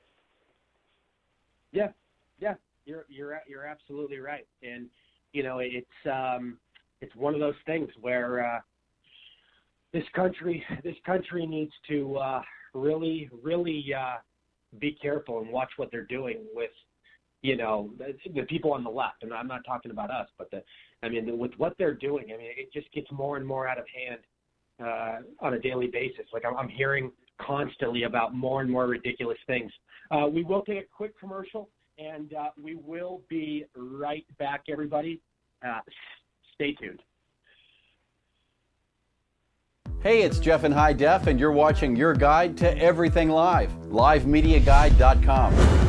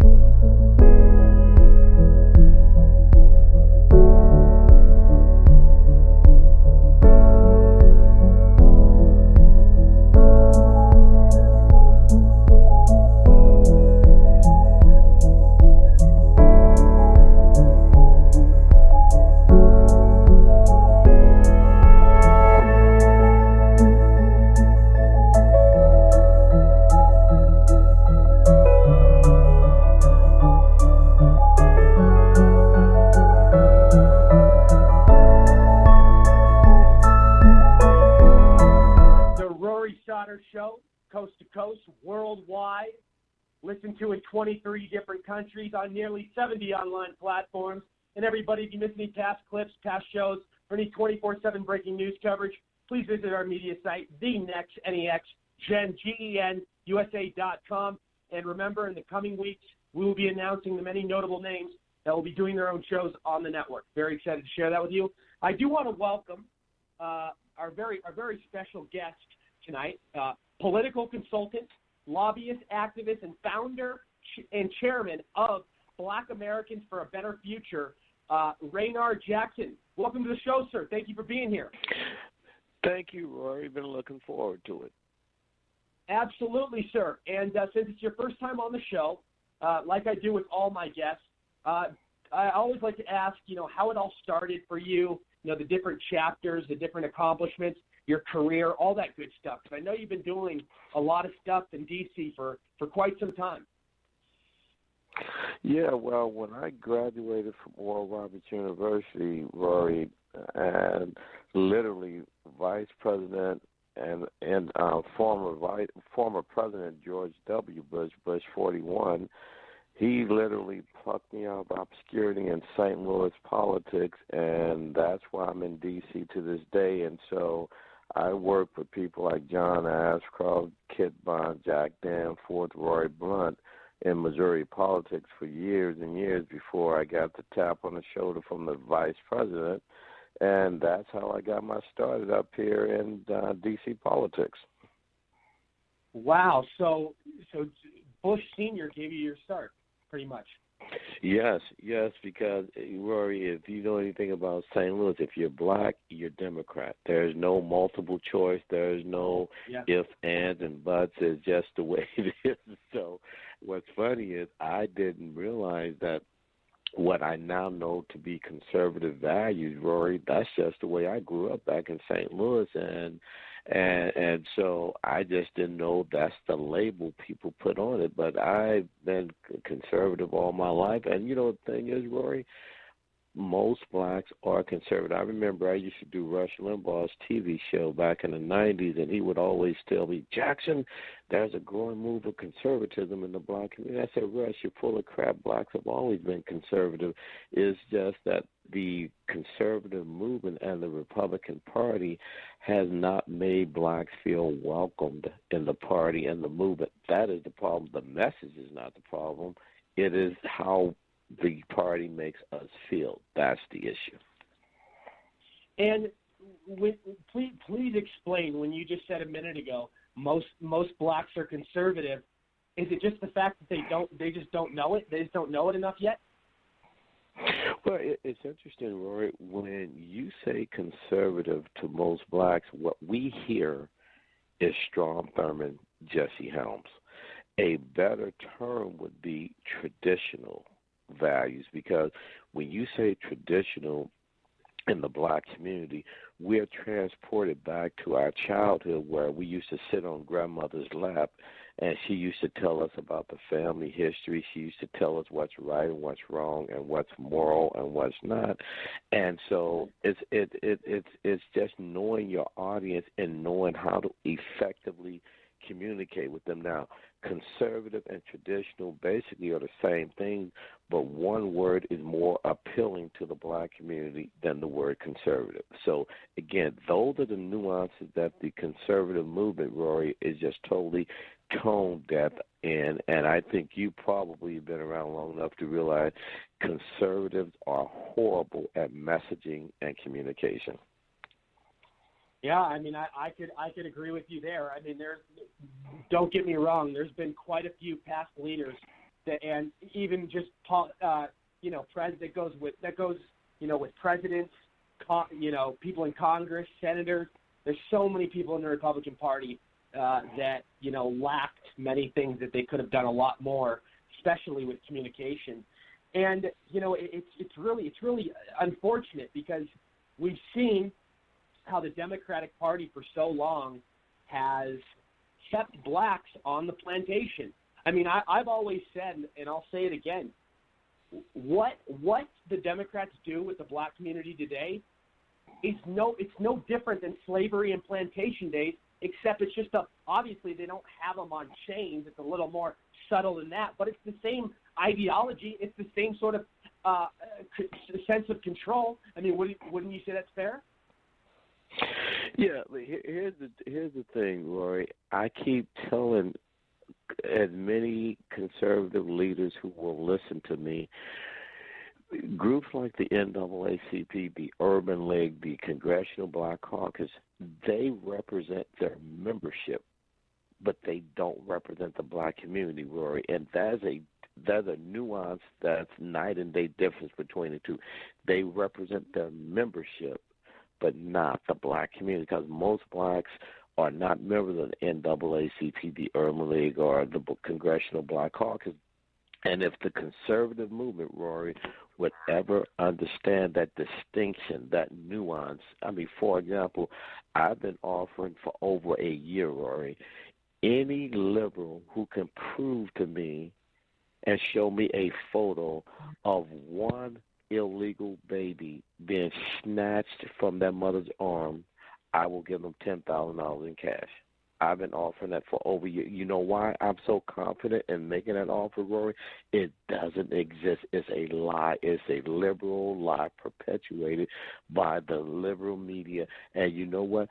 We conservatives have done a horrible job of pushing back. Have you ever heard anyone on national TV make that same argument, Rory, that show me a video or a photo of a kid being snatched from their mother's arm? It doesn't exist because it never happened. Yeah. You very, very well said. And let's not.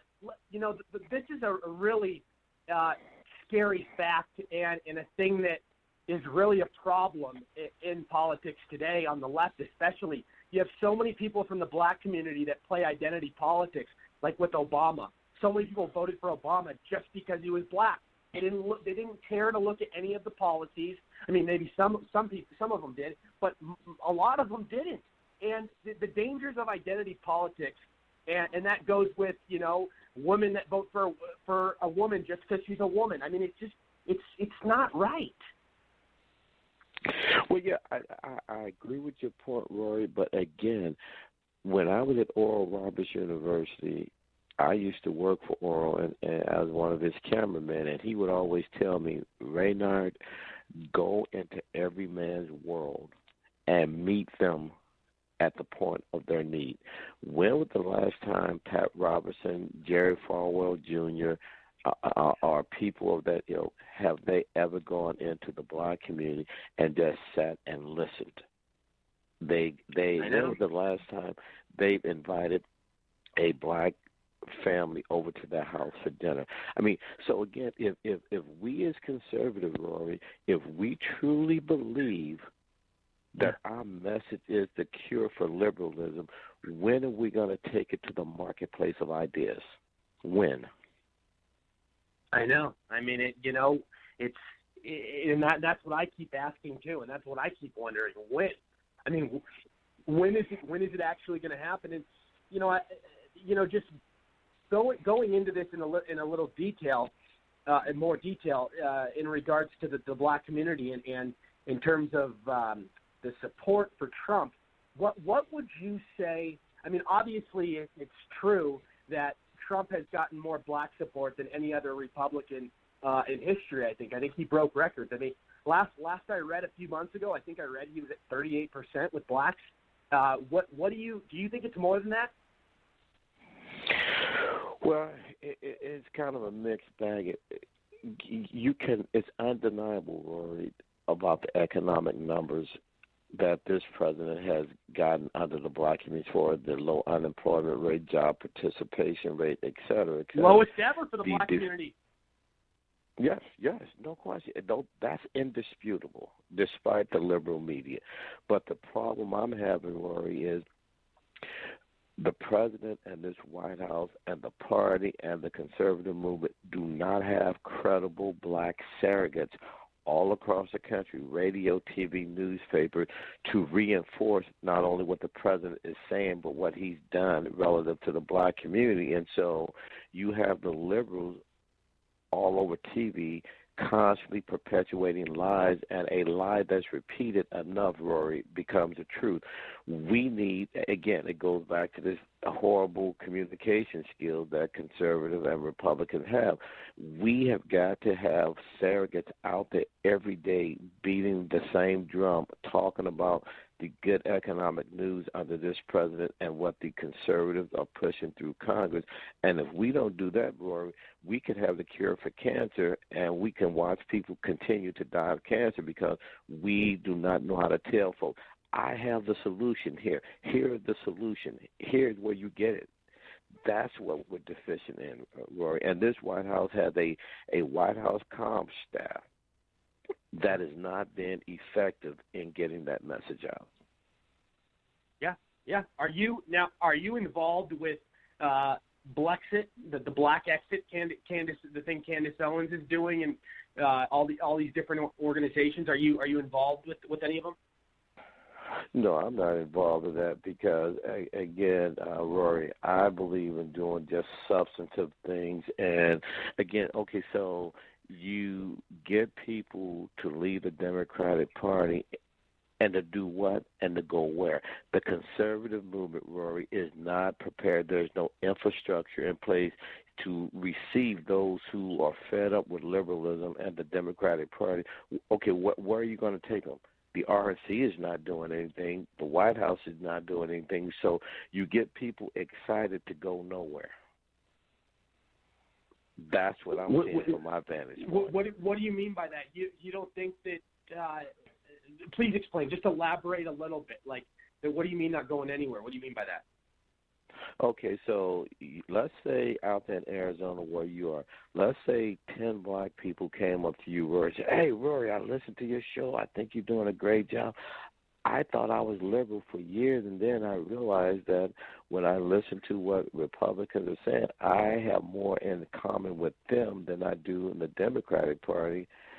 Where can I go to get involved? There is no mechanism in place. I don't know about the state party there in Arizona, but I know on the national level, if you had 1,000 black folks call the RNC tomorrow and say, hey, how can I get involved?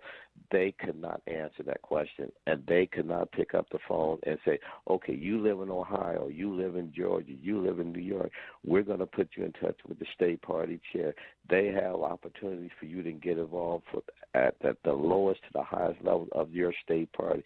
That's the infrastructure I'm talking about, Rory, that doesn't exist. So in other words, the Republican Party isn't prepared and organized like the Democratic Party is, in the sense that the Democrats have all these different black organizations, like in all these different coalitions. Is that correct? Exactly. Yep. You hit it right on the head. Right on the head. Yep. Yeah. And so to be honest with you, Rory, the last thing you want is to get someone excited and pumped up, and then they're disappointed because there's no follow-through, there's no next step. I'd much rather never have to engage with them than to engage with them and have them walk away disappointed. Because once you do that, Rory, you'll never get them back that second time. So what's the project you're working on right now to kind of shine the light and get this out into the right audience and make a huge strong impact? Well, if your listeners, Rory, go to my website, blackamericans4abrighterfuture.org, you will see we're having our 7th annual Black Republican Trailblazer Awards dinner, which normally we do in February for Black History Month. But we had to postpone it this year because of the government shutdown in February. So along with the Trailblazer, we're doing our 2nd annual Black Conservative Economic Summit, Rory. Now, this is the largest gathering of minority conservative entrepreneurs in the country. And that's what our PAC focuses on, getting more minorities involved in the party with a focus strictly on the minority entrepreneur. And I tell you, if you deal with the entrepreneur first, Rory, in the black community, the leaders in our community is not the preacher, it's the businessman. Because if you look at the composition of the black community, the chairman of the deacon board and the chairman of the board of trustees in church is typically the black entrepreneur. So if you get the entrepreneur on your side, Rory, he will bring you the pastor who will bring you the congregation. And so this conference we're having next June 20th through 22nd here in D.C. is the largest gathering of minority conservative entrepreneurs in the country, and they go back to their respective communities and spread this word of conservatism, Rory. That is the best messenger this movement could ever have. Yeah, and we were just talking earlier in the show about the abortion situation and how badly that has affected the black community. And another thing that's badly affected the black community is, I think it's like a little over 70% grow up without fathers. I mean, back in the 60s, it was way down. I think it was at like 30%. But it's just the way the Democratic Party has taken over. It's crazy. That's by design. And let me give you, I did a column 2 months ago, Rory. Do you realize that in New York City, according to their own Department of Health, so it's not from HHS on the federal level, this is from liberal New York City, liberal de Blasio's administration, there are more black babies aborted every year in New York than are born. Let me repeat that. In New York City, there are more black babies aborted annually than are born. That is astronomical, and I'm having a hard time getting my hand around that statistic, Rory. That's unbelievable. It's insanity. It really is. And I wanted to ask you. You've worked with many big campaigns before. Who's some of the names you've worked with? You've been in Washington for so long, and I was reading that you've done quite a bit for many campaigns. Yeah, be careful, Rory. Be careful. I'm not that old now. You saying it so long, like I'm about 1 foot in the grave. Be careful now. I'll come out to Arizona. No, I don't mean like that. I mean you've been around enough time to know what's going on. Yeah. No, I'm just messing with. No, I worked for campaign. Matter of fact, I worked Jeff Sessions' first Senate campaign in Alabama back in '96, and he was a great. At that point, he was a good senator. You know what's yeah. mind-blowing? Yeah. He was a great senator, but when he became Attorney General, he was a puppy. He was like a little pussycat. Rory, I have never seen any person change that much from what their track record was previously. Then they get a promotion to a new position. I didn't recognize who Jeff Sessions was as Attorney General. As a senator, I would go to hell and back for him. As an Attorney General, I would run from him like Hillary Clinton runs from the truth. Yeah, I mean, it is. So I've worked his campaign. I've worked John Ashcroft when he was governor and senator from Missouri. I've done Bob Riley's campaign in Alabama when he first ran for governor, and Paul Coverdale in Georgia, who died a few years ago, great senator. And I've worked with Chris Christie, Christine Todd Whitman. So I go across the spectrum. John McCain, I did a lot of work for his presidential. And so I've done a lot of work. And one thing I tell people, Rory, is I've been black most of my life, so I pretty much know how to effectively put together a strategy to move the needle. For example, last September, I got a call from Ron DeSantis, who's a good friend. When he had won the nomination for governor of Florida, he asked me to come down and serve as his senior advisor, which I did. Before we went down there, Rory, we were polling 2% of the black vote. We ended up getting 14%. And that was his margin of victory. Wow. Amazing. That is, and we that can is take awesome. this all across the country, Rory. If we have more candidates like DeSantis who call someone like me and says, hey, tell me what you need to get on the ground and to make things happen. I'll give you everything. You need me to show up somewhere, you set it up, I'm there with you. If you give me a candidate like DeSantis, Rory, I will get you a high double digits in the black community if you're serious about it. It's one of those things where I'll tell you, it looks like there's many people in the black community that are waking up. Let me ask you this, because we see how many are coming to Trump's side. What do you think Trump will get in 2020 with the African Americans? Do you think he could get 40% of the vote?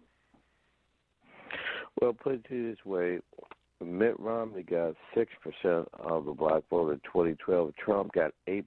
We average on a presidential level 9%, and that's without doing anything. If the president were to put together an effective communications team and strategy focusing on the black community, Rory, at a minimum, we can get 15% of the black vote, which will almost be double what he did last time. And let me tell you, mathematically, if a Republican presidential candidate gets anywhere near 15% or higher, mathematically, a Democrat cannot win the White House. It's mathematically impossible. So that's why I'm so vociferous about trying to wake up this administration and the RNC about the opportunity they have to really, really substantively engage with the black community and thereby guarantee Donald Trump's reelection. And I hope I can get these guys to listen to me.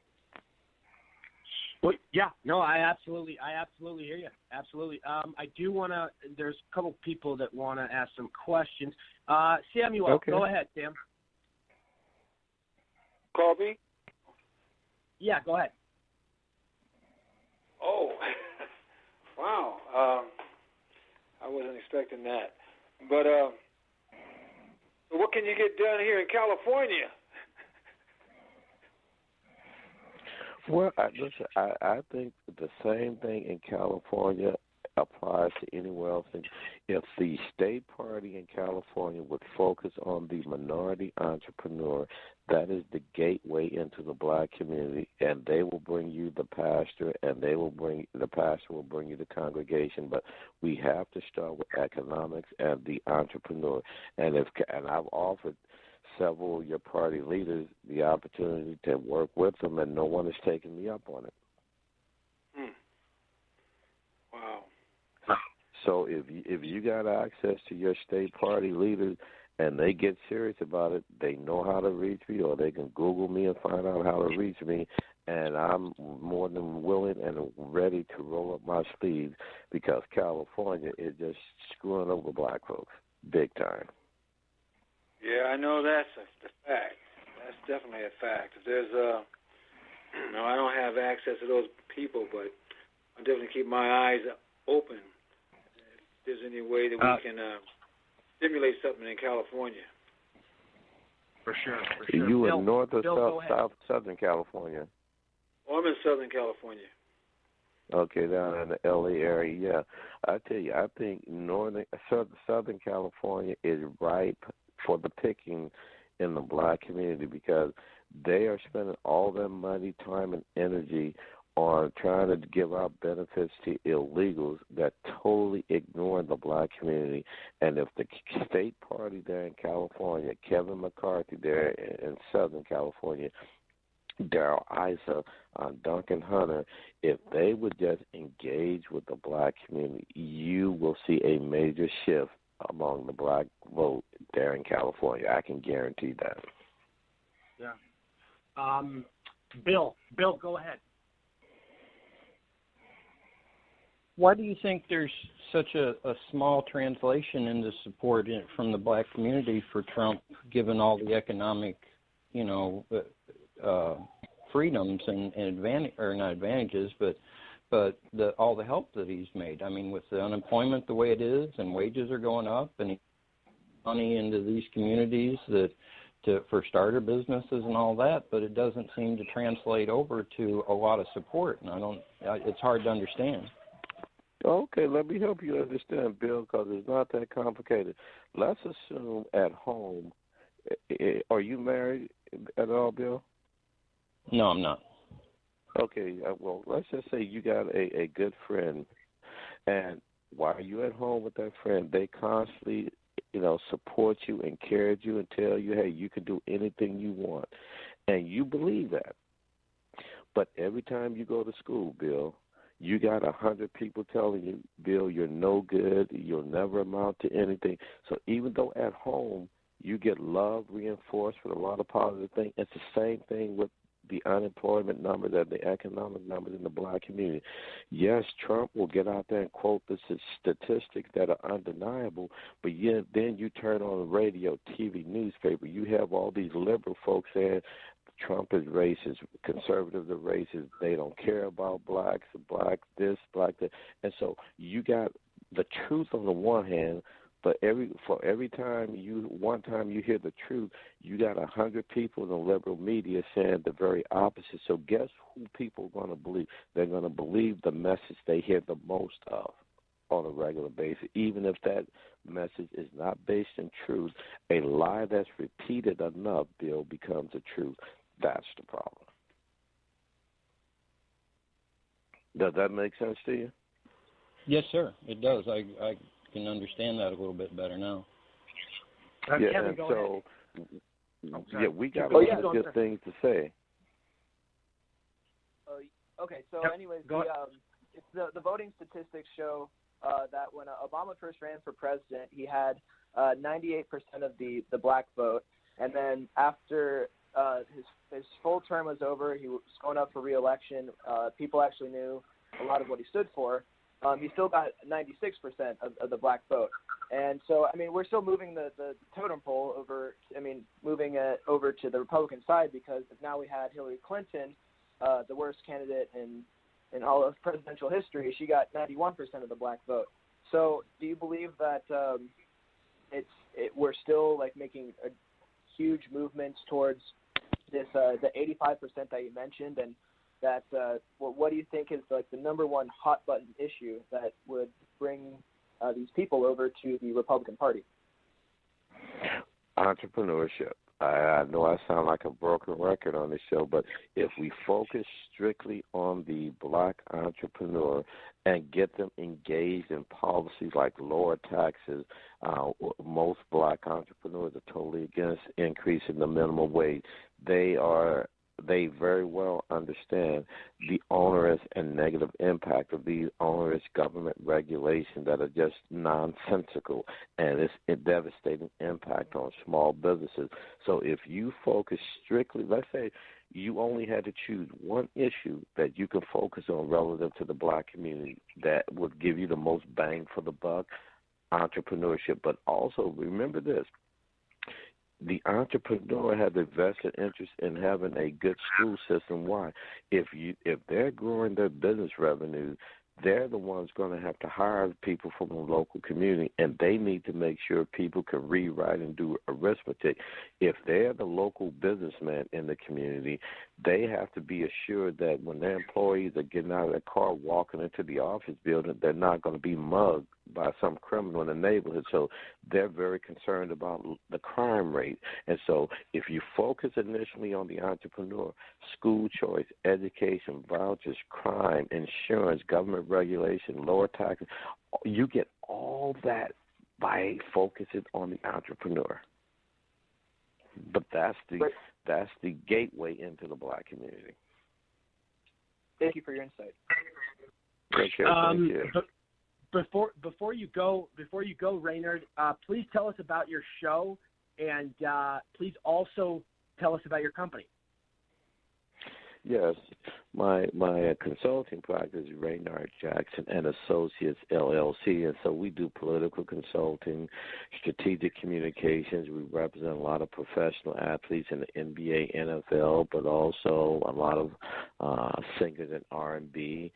And then we still do political consulting, and again, our event next month in June, if any people in your audience, Rory, is interested, go to blackamericasforabetterfuture.org, and they can read about the itineraries June 20th through the 22nd here in D.C., the largest gathering of conservative minority entrepreneurs in the country, and it's going to be phenomenal. And so people can reach me through my website and Twitter, Raynard1223, Facebook, Google, all that good stuff. And this is how you move the needle, Rory, by, again, engaging with the black entrepreneur. They are the best spokespeople you'll ever have to go back into their local community and talk about conservative values. Yeah, you're absolutely right. And please, real quick about your show, tell everybody about your show. No, which show? Oh, I thought you did a show online. I thought I read somewhere that you did a show. No, I used to have a syndicated radio show. I gave that up, and I do a weekly syndicated newspaper column that goes out in 200 newspapers every week. But no, so I've given up my show. It was just taking so much time, but I enjoyed it. But who knows, Rory? I may get back into it again because I love being on your show, and I miss being in the media like I used to. So I may very well get back into it. Well, sounds good, man, and I'll definitely get you back on the program here soon. Please. And I really thank you for coming on. It was great. It was great chatting with you. Thank you. You too, Rory, and call me anytime. I'd love to come back again. All right. Thank you, man. Definitely. We'll talk soon. Bye-bye. All right. Bye. We will go to commercial real quick, everybody, and we will be right back. Is video a part of your strategy for 2019? Hi, I'm Rob Hicks with Hicks Video, your remote video production specialist. Using equipment you already own, I help you deliver high-value videos to your audience. From interviews and demonstrations to online meetings and trainings, I work with you to shape your stories and subjects that demonstrate your subject matter expertise. If you're a product specialist, sales executive, or business owner, we make video production simple and affordable. We do this so that you can make videos on a regular basis, whether it's daily, weekly, or monthly, to communicate about the topics and discussions that are important to you, your audience, and your business. To make your videos, we use HD video conferencing that allows you and your guests to connect to our studio from your home or office using your laptop, phone, or tablet. Once you and your guest have connected to our studio, we do all the rest. We take care of the TV graphics, the intro videos, the outro videos, the music, the behind-the-scenes production. Everything that it takes to either live stream or locally record your video for post-production editing to social media, whether it's YouTube, Facebook, Twitter, LinkedIn, you name it.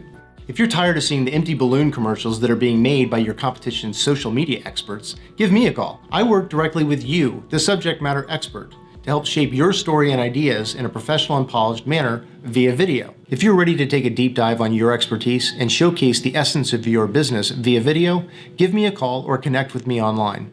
I'm Rob Hicks with Hicks Video, the remote video production specialist, the doer's resource for online video production.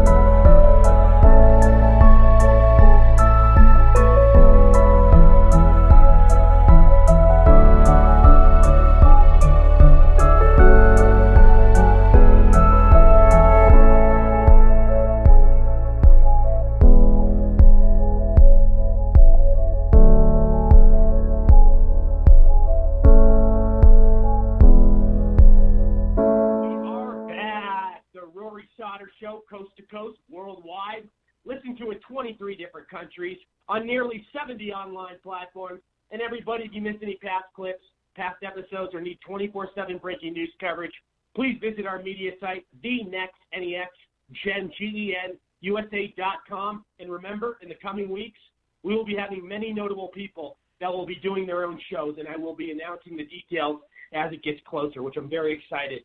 I do want to welcome to the show. We have on with us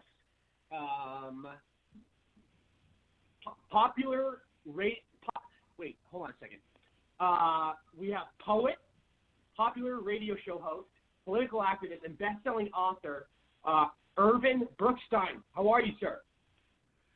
How are you? Can you hear me okay? Yeah, we can hear you great. Welcome to the show. Your first time on the show. Great to have you here. Like I do with all my guests when they first come on, I always like to ask about your backstory. I'd like to see how it all started. I like to, all the accomplishments, what you've, been through in life, how you got to where you are, like all that fun stuff. Well, I'll be happy to do that. I do go by Ray, although my given name is Irvin. All of my writing. I wasn't sure if Ray was your nickname or what, because I found out your real name, so I wasn't sure. I'm sorry about that. That's quite all right. I actually go by Ray when I write my poetry, but Ray is good. Even my mom calls me Ray, and she named me Irvin. Okay. But a backstory. I grew up in New York in the 50s. So you can do the math. I was born in the early 50s, and kind of excelled in the early stages of my life in athletics. And that continued right through high school, where I was played lacrosse, soccer, and basketball, even though I'm not a tall guy. Love it. I love it. Love those sports. Well, especially on Long Island, like lacrosse is kind of a niche sport. And I've been in a few places. I lived in Dallas. I lived in Denver, but Long Island was really the place that got me going. And where are you currently? I'm in South Florida, in North Miami Beach. So I've spent part of my adult life in Florida, but the early part of my life in New York. I did go to the University of Pennsylvania, so I had a pretty good resume. Athletically and academically, I spent 4 years in Philadelphia, played collegiate lacrosse, and after that, got involved in the life insurance business. I spent close to 35 years in the life and the health insurance business. It was split. The early part of the career was in the life business, and the second half was in the health insurance business until Obamacare came along, which basically put individual health insurance out of business. You can keep your doctor, you can keep your plan, screwed everybody over. And yes, it's really collapsed. Everything that was supposed to happen for health insurance, the cost, the deductibles, it was all nonsense, and it's really collapsed. But I started to, believe it or not, I coached children for about 20 years, soccer particularly, and a little lacrosse, but mainly soccer. And when it came to each week, I used to put together a little newsletter.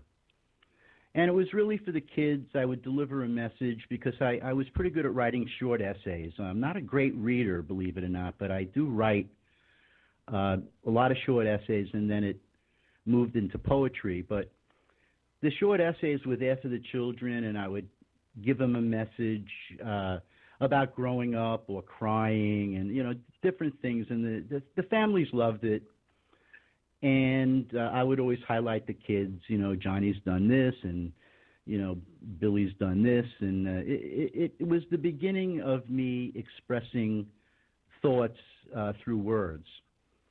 And, I didn't really do much writing because I was so involved in racing around selling life and health insurance. I also managed people.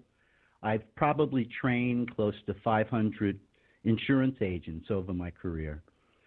So teaching and training and I really believe that a lot of what's going on today with children is the lack of real good mentors. I always found that coaches and teachers were the models next to our parents. And so I carried a lot of that teaching philosophy and keeping things simple. Even my poetry today, if you read it or people read it, it's short, it's compact, it's not Shakespeare. It's a lot more simplistic and it's very rhymey. And I just comes to me, like it's just turning on the faucet. It's very quick, very rapid, Right. and it's a lot of fun. Yeah, I mean it's kind of like a routine. It's kind of like radio for me. I'm just so used to it. It just comes as a natural habit. But you were so after the life insurance, you were talking about you went into poetry, and now you have a new book out in regards to about the president, correct? Yes. Well, what happened is I wrote a book which was non-political back in 2017, and that was my first self-published book. It's about 55 poems, and they're really non-political. Mm-hmm. But as the political process unfolded in 2016, and the shock heard round the world, and you know what I'm talking about, on November 8th, 2016. And I said to myself, best day in political history. That date is the beginning of hopefully the rebirth of our country, because it was going really bad. And the thought of Hillary Clinton winning the White House was just overwhelming. Oh, my God. Could you imagine? I can. I mean, I thank God every day, that we had someone like Donald Trump. Now, growing up in New York, I was very familiar with Donald Trump as an entrepreneur, correct me as a if real I'm wrong, estate but developer. as a New York resident, don't most people love him? They did until he ran for president. Exactly. And as soon as he ran for president, he was no longer the Donald Trump that was seen with Don King and, Charles Rangel and, even Chuck Schumer, Hillary Clinton. I mean, he was on both sides of the fence. And when he said during the campaign that he knows these people, it was like so true. He knew their dirty laundry. I mean, look at what's going on between him and Gerald Nadler. I mean, they've been fighting over real estate in New York for like 30 years, and it's like Nadler is just taking aim at the guy. Anyway. Nadler's jealous. Oh, he's got to be. He's got to be. I mean, he sits there and he sits in a chair and his belt is up to his belly. I almost have to laugh. He's like a caricature. It's unbelievable. But so Trump knew all these people. They could not pull the wool over his eyes. He knew what was going on. So he was very popular in New York. He rebuilt a rink, an ice skating rink in Central Park that had been, decimated for decades. They couldn't even build a hockey rink. He came in and he just renovated the thing in 6 months, and it was over. Kind of like what he did with the embassy in Jerusalem. You've heard this story where they were searching for Look at all the past presidents that said they were going to do it. Okay, you had Clinton that promised it on his campaign trail. You had Bush. You had Obama. None of them did it. Trump comes and does it in his first year. He's so unpredictable, but nobody has given him credit for anything. Nothing. But he won. So when he won, as a poet, I said to myself, you know what, Ray? Why don't you take your skill at writing poems? And I said to myself, I am going to chronicle the president, his presidency through poetry for each and every year that he's in the White House. So I wrote my first book, and it's called The Trump Chronicle, and it's 47 poems that chronicle his first year. And then the second year rolled around. I did the same thing. I wrote 60 poems that chronicled his second year. And it's all events-driven, Rory, right? I mean, and there's no shortage for events. So I looked in my first book, and I looked when I wrote my first poem in the first book, and it was oops, hold on one second.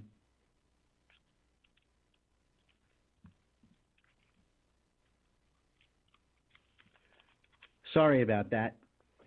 I was messing with the book. But my first poem was written on November 9th, 2016. So the next day I wrote my first poem. And if you ever want to have some fun someday, I'll read the poem on the air. It would be, just for people to remember the glory and the exhilaration we felt. Was that not the most amazing election night ever? It literally was one of the best days of my life. It was a message from God. I really believe, this had something to do with God and Jesus looking out for us and sending Trump here on a mission. I really think Trump's presidency is biblical. I think it's something straight out of the Bible. So this guy does things that nobody could do. I mean, this guy's beyond a miracle worker. He's almost like an angel from heaven. I mean, this guy I wouldn't be surprised if he could walk on water. It's like there's nothing he can't do. Oh, my God. I am getting chills. I feel the hair on my legs like standing up, just you saying that. And there's many of us out there. I refer to him as the Messiah. I mean, he's definitely a Messiah. What he's doing is Messiah-like. This is what the Messiah does. He comes and this is saving us. Really is. I mean, you take a look at everything he's done, and he's gotten no credit for it. Imagine, he's been under attack for 2.5 years. You had the Mueller investigation, right? Almost 22 months. They still can't let it go. So he's been under attack since the day he came down that escalator. And in spite of it, look at what he's been able to do. Now, I listened to a little bit of your last guest who was talking about, the percentages and, how important it is for the black community to get behind this president. And he's right. If we get close to 12 or 15%, it's all over forever.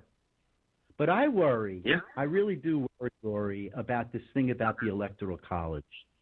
This kind of right after he wins the election, all of a sudden the Democrats go to, we're going to abolish the Electoral College and go with the popular vote. I mean, these people are such sore losers. I mean, it's even more insidious, from what I understand. I don't know how they're going to get this done, but they want to have a contract with each state that they'll give their electoral votes to whoever wins the popular vote. So theoretically, you could be sitting there in Texas with whatever amount of electoral votes. And if the popular vote is blue, guess what? Now Texas is dominated by 3 or 4 states. New York and California. Yeah, basically those 2 states, California and places like New York, they can dictate the outcome of the election. It's so unfair. And from what I understand, they have about 14 or 15 states lined up. Now, I don't think there'll be a problem in 2020, but I can see this going to the Supreme Court for 2024. I mean, there's so much going on. So this is why I write, because of all the events. I want it to be a historical. My theme is history through poetry. Yeah. So each book, and now book 3 We're in May. I already have 55 poems ready to go. Yeah. So I'll probably write through like September, October, and then I'll cut it off because I have to self-publish. I have people that I want to do some of the forward, some influential people. I'm lining up for book 3. But the idea is to have a book for each year and for really to be a history book so that our children and grandchildren can really get to read what actually happened, at least from my point of view, right, and not what they're getting in school. I mean, and then I have a radio show. I'm on the America Out Loud Network, internet radio, and I have a daily show that plays at 2 p.m. Eastern Standard Time called The Trump Chronicles, same as the name of my books.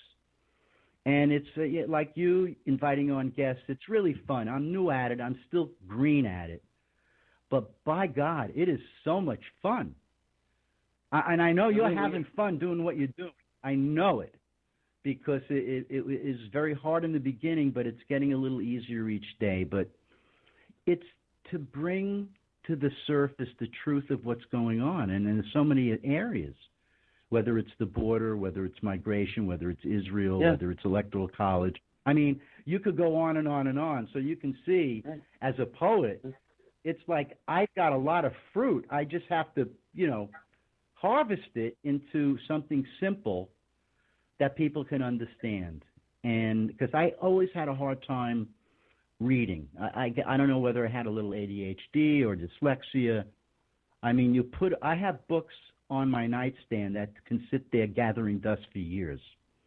I know I'm ashamed to admit it, but I'm not a good reader. I can understand things. I can write. When the Charlie Daniels went up against the devil. I can write, and but reading has always been a problem. So I have to keep things simple, almost like what a child can understand, because it's gotten so complicated. But there used to be the 10 Commandments, like that would be posted in a classroom. Yeah. I mean, God is gone from public education, and I'm sitting there saying to myself this whole thing about abortion, and I'm saying to myself even today, Rory, what is the damage to a woman having a baby? I mean, it's like more psychological. That health care is being invaded and there's no women's rights, and they haven't done anything, but there's a conception. Contrast that, killing or murdering an unborn child. I see on one side there's really no damage, and the other side we've had like 61 million damages. It doesn't make any sense to me. Does it make any sense to you? It really, it's all crazy to me. I mean, everything that's going on right now, and there was just a survey that came out, and this is really mind-blowing. Everybody has to hear this. Only 2 in, and listen to this, only 2 in 15, again, that's 2 in 15 Americans are aware of the illegal immigration crisis to the U.S. Only 2 in 15. That's how misinformed so much of our country is. And you brought up different points about what the liberals are causing, and we look at the way the generation, like what Obama created. And it's not even just Obama's fault, but a lot of it is Obama's fault. You look at all these animals that are entitled that he created. I mean, all these, ignorant kids that don't have a goddamn clue, all these people that are so, just completely stupid and unaware and out of touch. And it's just like the demands and the hostility. And you have these kids now, regardless of the fact that the statues have been there for hundreds of years, but all of a sudden now they're so offended. They're so offended. Like, I'm just tired of so many pussies. I mean, it's terrible how it's not like old traditional values. Like, we have people that have safe spaces. We have people that grown men and grown women acting like children. I mean, we have monsters that have been created from the left. and it's disgusting, and it's sad. It's really sad. Like you have you're all absolutely right. These Absolutely right. fake claims of racism all the time. The left always calling us Nazis. You just have the stupidest thing. They don't know how to talk about policy. The left voters, but they want to argue and they want to act like they're right. And if they're not right, all hell breaks loose. It's just, we're the actual logical and open arms, party. They're the ones that are the fascists. They like to call us fascists. They're the real fascists. I mean, absolutely. I mean, I totally agree with what you're saying. I did a show where I wanted to see the seeds of Nazism here in America, right? Yeah. And you could go down a list. I called it like the 10, whatever. And you could take a look at like education or controlling the media. Think about it. Even controlling the media, you have a platform. I'm on a platform. Thank God we don't have the censorship. I mean, you're on Twitter, I'm on Twitter. I keep a very low profile from an algorithm standpoint. I try not to engage anybody because I don't want to get suspended or, permanently suspended for the things I write. So I can kind of keep it under wraps through poetry. They're not coming after a poet. They start coming after poets. They're already coming after journalists. But the platform itself was supposed to be a free speech platform, whether you're talking about Facebook, Twitter, what have you. It was supposed to be not politically motivated. And Silicon Valley, my goodness. I used to have respect for like Bill Gates and Jobs and all these Allen and, Jobs is gone, Allen died, Gates is, who knows what he's doing with his billions, with education and vaccinations.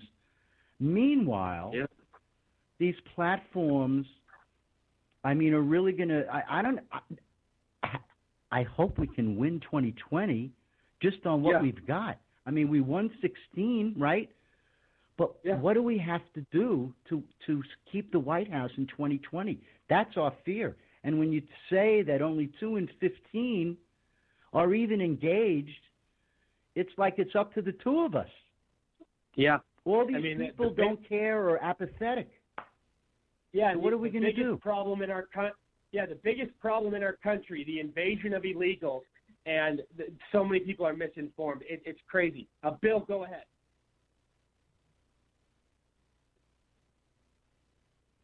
I think you're exactly right. It's getting beyond a point of absurdity even. You know what I mean? It boggles the mind when you sit down and think about and I don't see how it doesn't spiral out of control. I really don't. Yeah, it really is one of those things. Kevin, go ahead. Yes, well, it's clear to me that this 2020 election is going to be a struggle. I honestly think that Trump has it pretty much in the bag. We'll see what happens with all these election manipulation, and hopefully he does something very tangible to prevent illegals from voting or any kind of Soros-style election manipulation that goes on. But what also seems clear to me in a sense is that, well, yeah, even if we do win 2020, well, then we have to find another presidential candidate, and we're just losing ground election after election after election. Trump's done a lot for us, but he's really only conserved and saved us time. And so, my biggest issue is especially that especially with the overall Republican community, is that we're realizing that the demographics for age demographics. We have the millennials are much more liberal than Gen X or the baby boomer generation, and especially now we have the Generation Z are even more liberal than the millennials. More far left, over 50% are liking the idea of socialism, and it's not necessarily their fault, I would say, so much as to it's who raised them and who taught them, and the kind of environment that they've grown up in and how they've been molded.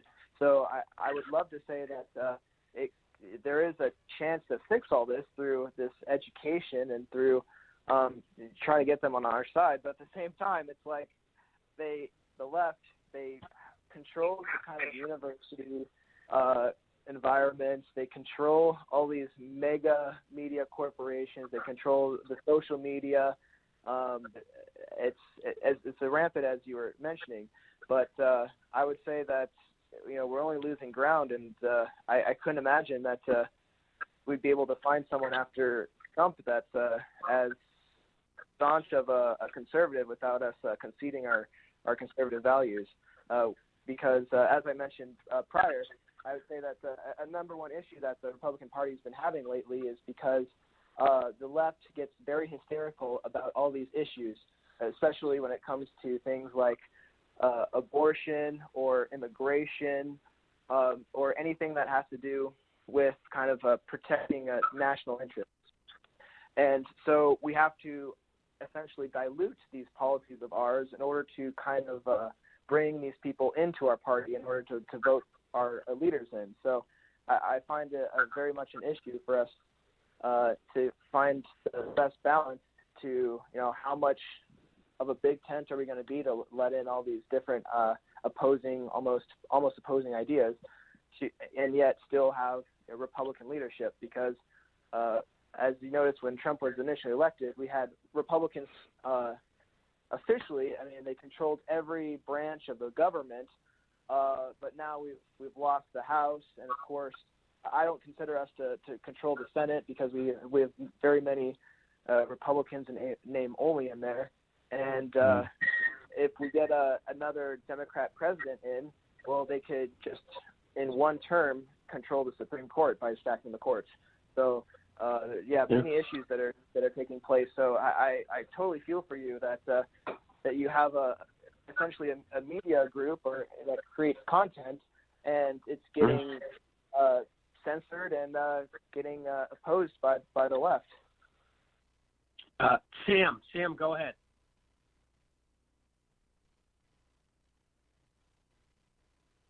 Sam, go ahead. I'm sorry? Go ahead. Do you have any thoughts? Yeah. Yeah, I said I think that one of our problems is that we are diluting our beliefs in order to attract more people. I think if we stand firm on our beliefs, we will attract more people. I think we lost the House because the weak-kneed Republicans didn't vote for the wall.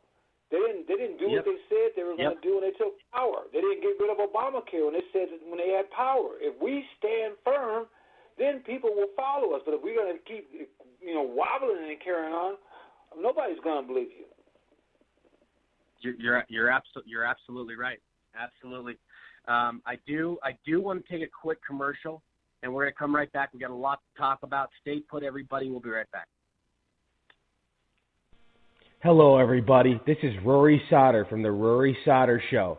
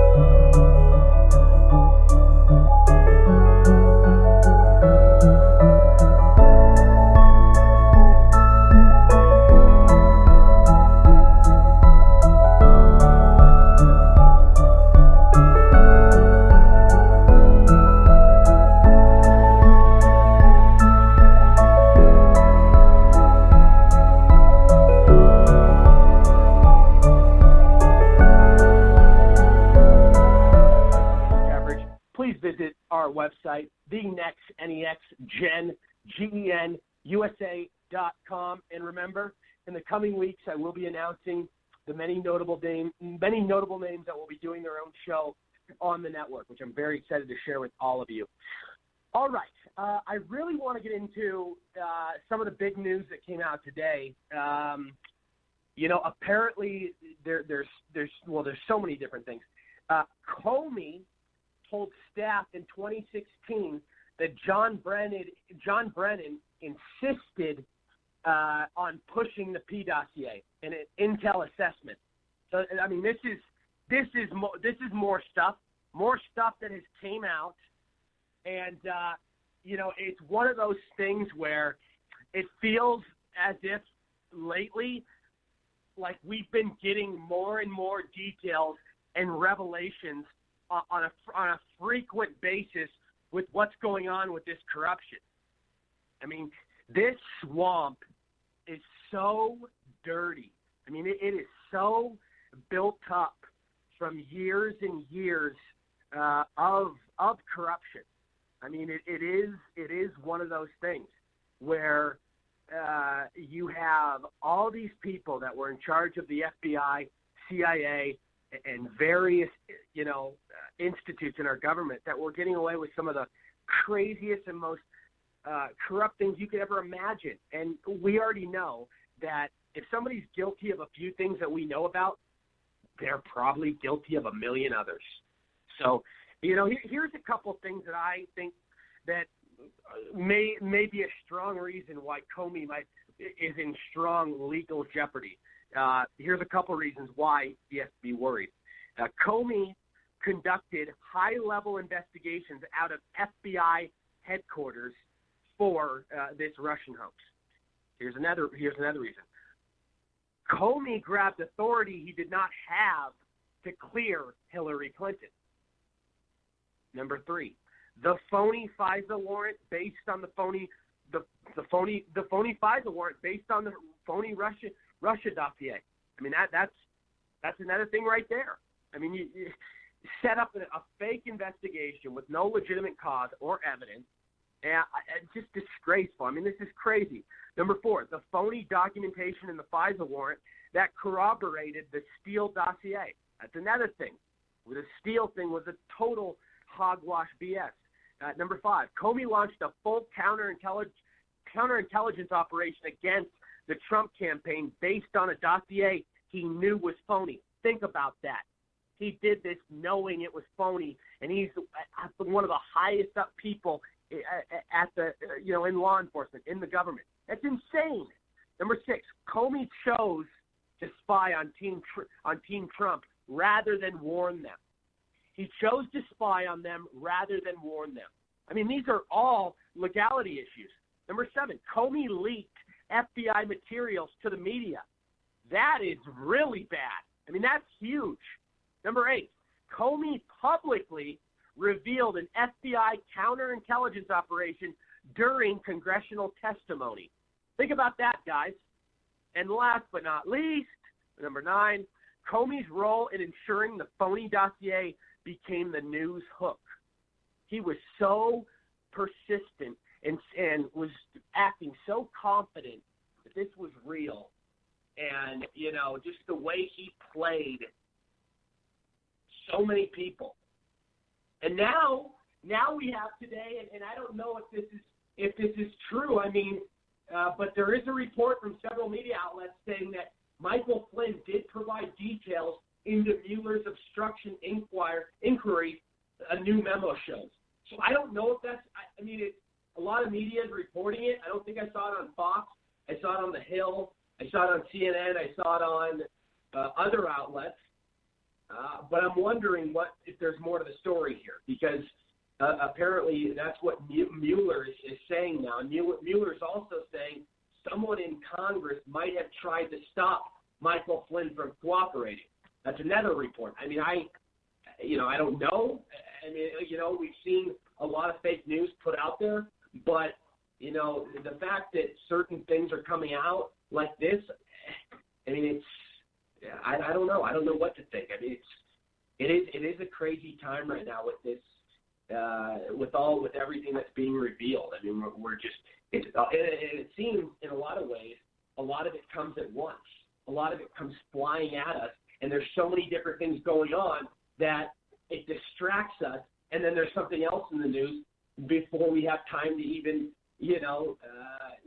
really read into this, if that makes any sense. I mean, it's been a problem lately. There's been so many news stories out in one day that are very important. It really makes you juggle things. It really it can confuse a lot of people. Not everybody can multitask like myself and other people with all these reports. And it was great that it was reported that White House denied Jerry Nadler's document request.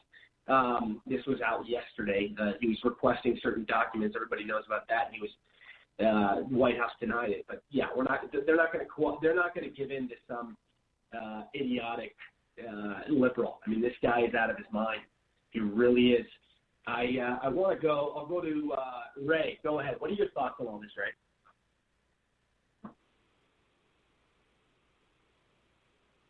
Is a panic. Ray, go ahead. Go ahead, can you hear me? Yeah, okay, I think what we're looking at is a panic. Because as soon as Barr came on the scene and stated that he was going to be looking at not just the FBI, but also other agencies, plural, that they realized that they have to start all of these. It's like an anthill. Barr came in and disturbed the anthill, and we all know what an anthill looks like when you disturb it. And that's what I think we're seeing. I mean, Comey's taking shots at Brennan, and Brennan's taking shots at Comey. They're basically going to eat each other up. So I see clarity coming soon. I wouldn't take the Mike Flynn thing. I listen to Dan Bongino quite a bit on his podcast, and he's got an interesting rule. He says you should always wait 24 to 48 hours before you're influenced by the mainstream media. So I'm just going to take a back seat. I'm a big supporter of Mike Flynn. In fact, I like him too. I have a booth. I'll be on the National Mall for July 4th with about a dozen people who are going to be supporting Mike Flynn, and we're also going to be selling our books, the Trump Chronicle, and we'll be donating to his defense fund. But, I think we just have to wait a little bit. But if the leak or the problem was coming from somebody in Congress, I feel a little better that it's not coming from the White House. That somebody in the White House, because they would have known, Mueller would have known if there was collusion in the White House to stifle the investigation. So I think, we just have to take a little wait and see, but I think they're panicking all over the place, and that's why we're seeing these distractions. But it's all about Barr right now, and Huber, and this guy Durham. They say he's a bull, so I call him Bull Durham. And so we'll see what happens with that. But that's my read on it. I think it's the lid is going to blow off, and everybody's panicking right now. That's my read. It is one of those things. AJ from Houston, who's been on Sean Hannity's show many times. AJ, what are your thoughts on this, brother? You probably have a lot of thoughts. Big time, Roy. What's going on, baby? Hope everybody had a great Mother's Day, man. I hope everybody had a great Mother's Day. And Thank you, man. What we call this, it used to be like the Temptation ball of confusion, but what we got here is a ball of corruption. And like I told Sean, I say, we tired of talking, man. We tired of talking. We, the people, are tired of listening to the Republicans and everybody. Oh well, this and this and that. Hey, we want to see some people charged, and we just sitting around in months and months and months, and we already got the Democrats by the neck. I mean, where's the Republicans at when it comes down to all of this? We know what Obama did, and the media. If it went to you guys, Sean, Rush, Joe Pags, Lynn Willie, all of it, Mark Levin. If it wasn't for y'all, we wouldn't know what we know now. The media is blacking out everything that goes on. We look at it. You know I ramble. So look at the legal system. The Border Patrol can't do nothing but watch them. Go ahead. Can you hear me? Yeah, I can hear you. Go ahead. The Border Patrol, they're just watching the illegals come in here. The Democrats, like Trump said, 15, 20 minutes, we can stop this. They're not following the law. Wait a minute, guys. Did they take an oath to uphold the law of the United States when they got in office? Look like to me, they just letting the law go away. They not follow. We don't need no new laws. We need to follow the laws that's on the books. They kicking Trump every which way. What do you think if they did Obama like this? Real quick, I told my uncle today, he's trying to get me to match up Obama to Trump. And I'm telling him, I'm like, dude, you know what? We got Osama bin Laden. I'm like, wait a minute, dude. You remember waterboarding? You remember that waterboarding thing that they did on George Bush? I said, Bush had already put the stuff in motion. Obama wasn't even around. The only reason we got bin Laden is because we waterboarded them guys. Obama, he's trying to take Trump credit for the economy. Obama stood around and took credit to get bin Laden. Obama had to go find him. When they found the man, it was already in motion. They didn't tell Obama because he probably would have told the rats. Brother, what we watching is unbelievable. I'm sorry, man. I'm tired, man. I'm tired of the junk. I'm tired. And it's ridiculous what the American people got to go through, and you let these idiots up there, and the Republicans need to grow two pair, and they ain't doing only a few of them. And then they want to bash a man. Trump, man, this is the first president we had that actually did what he said he's going to do, and then they want to bash him. And then it's like to me that these people want to see this country fail. I mean, what's wrong with these people up there? And I'm like, dude, what is the problem with the liberals? Every time you turn around, everybody's a racist. I'm a black man. I'm sick and tired of it. I'm sick and tired. Obama comes in with the race game. I'm just sick that he was the first black so-called president because he made us look bad with all the lies we know. All the idiots. Dude, Martin Luther King was a great man. And here Obama walks in and just spit on him. And a man could have did the right thing by the people of the country. He divided it and they blaming Donald Trump for it. This is a joke, and the media is behind it. What's wrong with these idiots in the media? They say, where's Lois Lane when you need her? Sorry, guys. Exactly. Well, very, very well said. Sam, go ahead. Well, I tell you, I think the problem is with the liberals and with a lot of these no-Trumpers, when Trump came into office, he went straight conservative. And he, like the man said, he did everything he said he was going to do. And he didn't equivocate. He wasn't like W, vacillating a little bit. I mean, he just went straight ahead. And these people can't handle it. And the fact of it, since he doesn't owe anybody anything, they don't own him. And I think that he's always wanted to win. And they know he want to win. And he knows that even all the stuff they're doing to him, it doesn't matter to him because he likes a good fight. And he's not going to quit. And if the party and the people line up behind him and his leadership and just say, you know what, Trump did what everybody thought he couldn't do because he held his ground.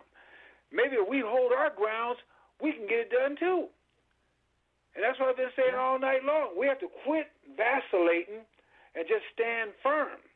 If the Republican Party stood firm and got that wall up and do everything that we say we're going to do, people will follow. Even the folks, even many of the people that say they won't, they will because they pay attention. It's just like when Obama was going around the world apologizing and everything. Those folks paid attention. They said, he's weak. But once they start seeing there's a leader that won't do that and he's not going to equivocate, then people pay attention. And that's what we need to do. We need to follow the leader that we have and the folks that are in power either need to stand up or get the heck out. Very well said, Sam. Absolutely. Bill in Texas. Bill, go ahead. Yeah, I think he's exactly right. You either stand up or you get knocked down, and you're not going to get back up. And and if the thing with Trump is he's not accountable to anybody, and they don't know how to deal with that. It doesn't matter what, it can go from Bush to Obama to Clinton. They have that democratic mechanism behind them that is really the master, because them presidents, that are at the head of one of those type of things is really just a parrot to what the agendas are. And they're the ones that really dictate, he's going to put his spin on it. I mean, it's Obama, they did that with health care. They wanted, some type of universal, force everybody into health care, paying for everybody type situation for a long time. So they got Obama, but it's the same thing. It's the same agenda. So with Trump, he doesn't care if you're Republican or Democrat. If he doesn't like what you have to say, he doesn't like what you have to say, and there's nothing you can say that's going to influence him or change his mind except for facts. And I don't think they know how to deal with that, because they're so used to going with the agenda and having their power that's behind the scenes and saying, well, this is what we're going to do with the party. And this, so they, Democrats and Republicans alike, they've had that, to where the people that you never know about are really the ones that are in power, and these are point men that are, taking the glory for it. And then you just, it's so with Trump, there is no mechanism like that forces him to do anything except his own conscience. And his main agenda is the well-being of the American people. And I don't see how people can't understand that everything that he's done, regardless of what it is really the first, is foundational thing for doing that is the well-being and prosperity of the American people. I mean, look at Trump. Trump was a billionaire living in New York, living a high life, a movie, or not a movie star, but a TV star, all that. And he not only comes to do this and suffers this abuse, but the man's going to run again. He's like, go ahead, doesn't bother me. The guy looks just the same age as he did, when he got elected. He looks the exact same age. And usually them presidents start aging pretty quick. Yeah, look how badly Obama aged. I mean, in Obama's second term, he looked like an old man. When he went in there, he looked young. Obama didn't age well in there. What was I going to say though? Oh yeah, I wanted to ask you, what are your thoughts about these Comey new revelations today, and John Brennan? I mean, what do you think about all this? You talking to me? Yeah, go ahead. Oh yeah. Oh, I think that we're seeing the dam is breaking now. People are fixing to go to jail. I mean, all these little things are coming out, and now there's a little more information about the Democrats working more in detail with Ukraine, and I think that the report, Catherine Herridge had a report that said that this Inspector General Horowitz, I guess, or I can't remember his name, but is going to be damning, and this is just the tip of the iceberg, because that's just.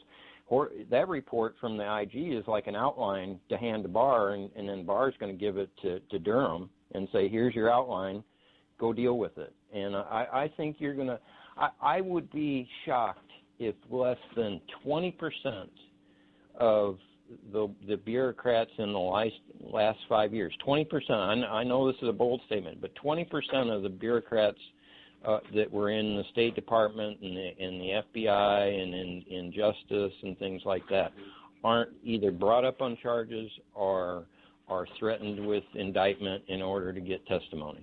20%. Yeah, I mean it's bad. It's really bad right now. Kevin, go ahead. Oh yeah, so ever since that had Dunham on the scene, it's been incredibly reassuring, and Trump's been able to accomplish so much more. I mean, especially past these last 2 years with his presidency, this whole Russia collusion, everything that the left has been falsely trying to scandalize Trump for doing. what he's noticed, what I've noticed from all of this is that especially If they're guilty of it. As of lately, he's been able to accomplish so much. I mean, if you've noticed, he's taken so much affirmative action on trying to tackle this trade war. He's made great measures there. He's blacklisted this group, this corporation in China called Huawei. They're the 5G manufacturers that were caught doing backdoors and spying on American people. That was incredibly important to blacklist them and those 70 other affiliate countries. There's been so much action that he's taken, especially lately, that we've really noticed that now he's really especially making meaningful impact now that he's not so much in the crosshairs. Now we're on the attack, and we're actually able to put some of our policies on the floor. So I think that everything's going very wonderfully. I'm very excited for this 2020 election. Yeah, me too. We definitely have a lot to look forward to. Ray, I want to go back to you. Please tell everybody, Ray, where they can find your book and where they can find your show and connect with you. Thank you, Rory. I would say you can go to rayraypoetryworld.com as the central place to see everything. You can purchase books. You can see my podcasts. You can see my writing, poetry.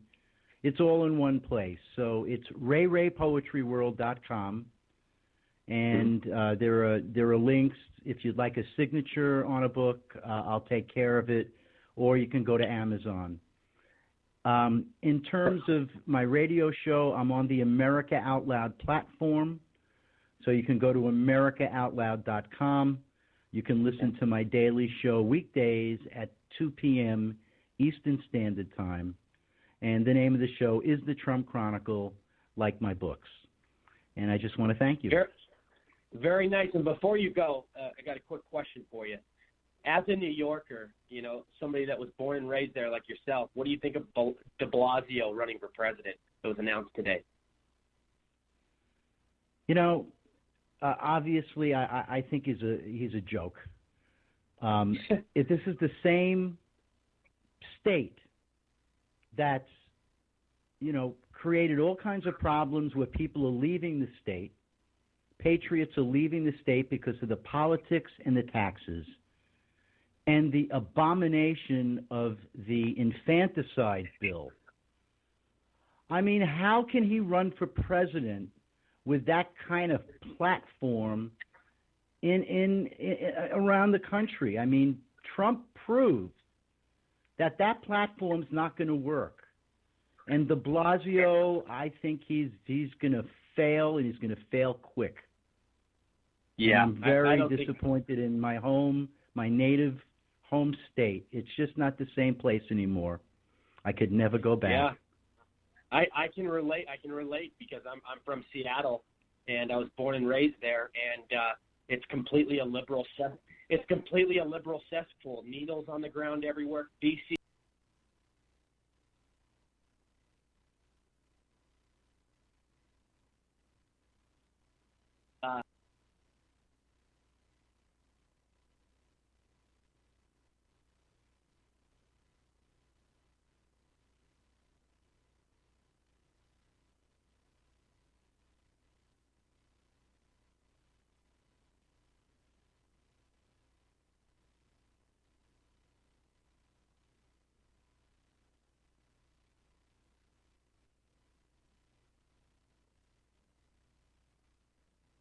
Hey, it's Jeff in High Def, and you're watching your guide to everything live, livemediaguide.com.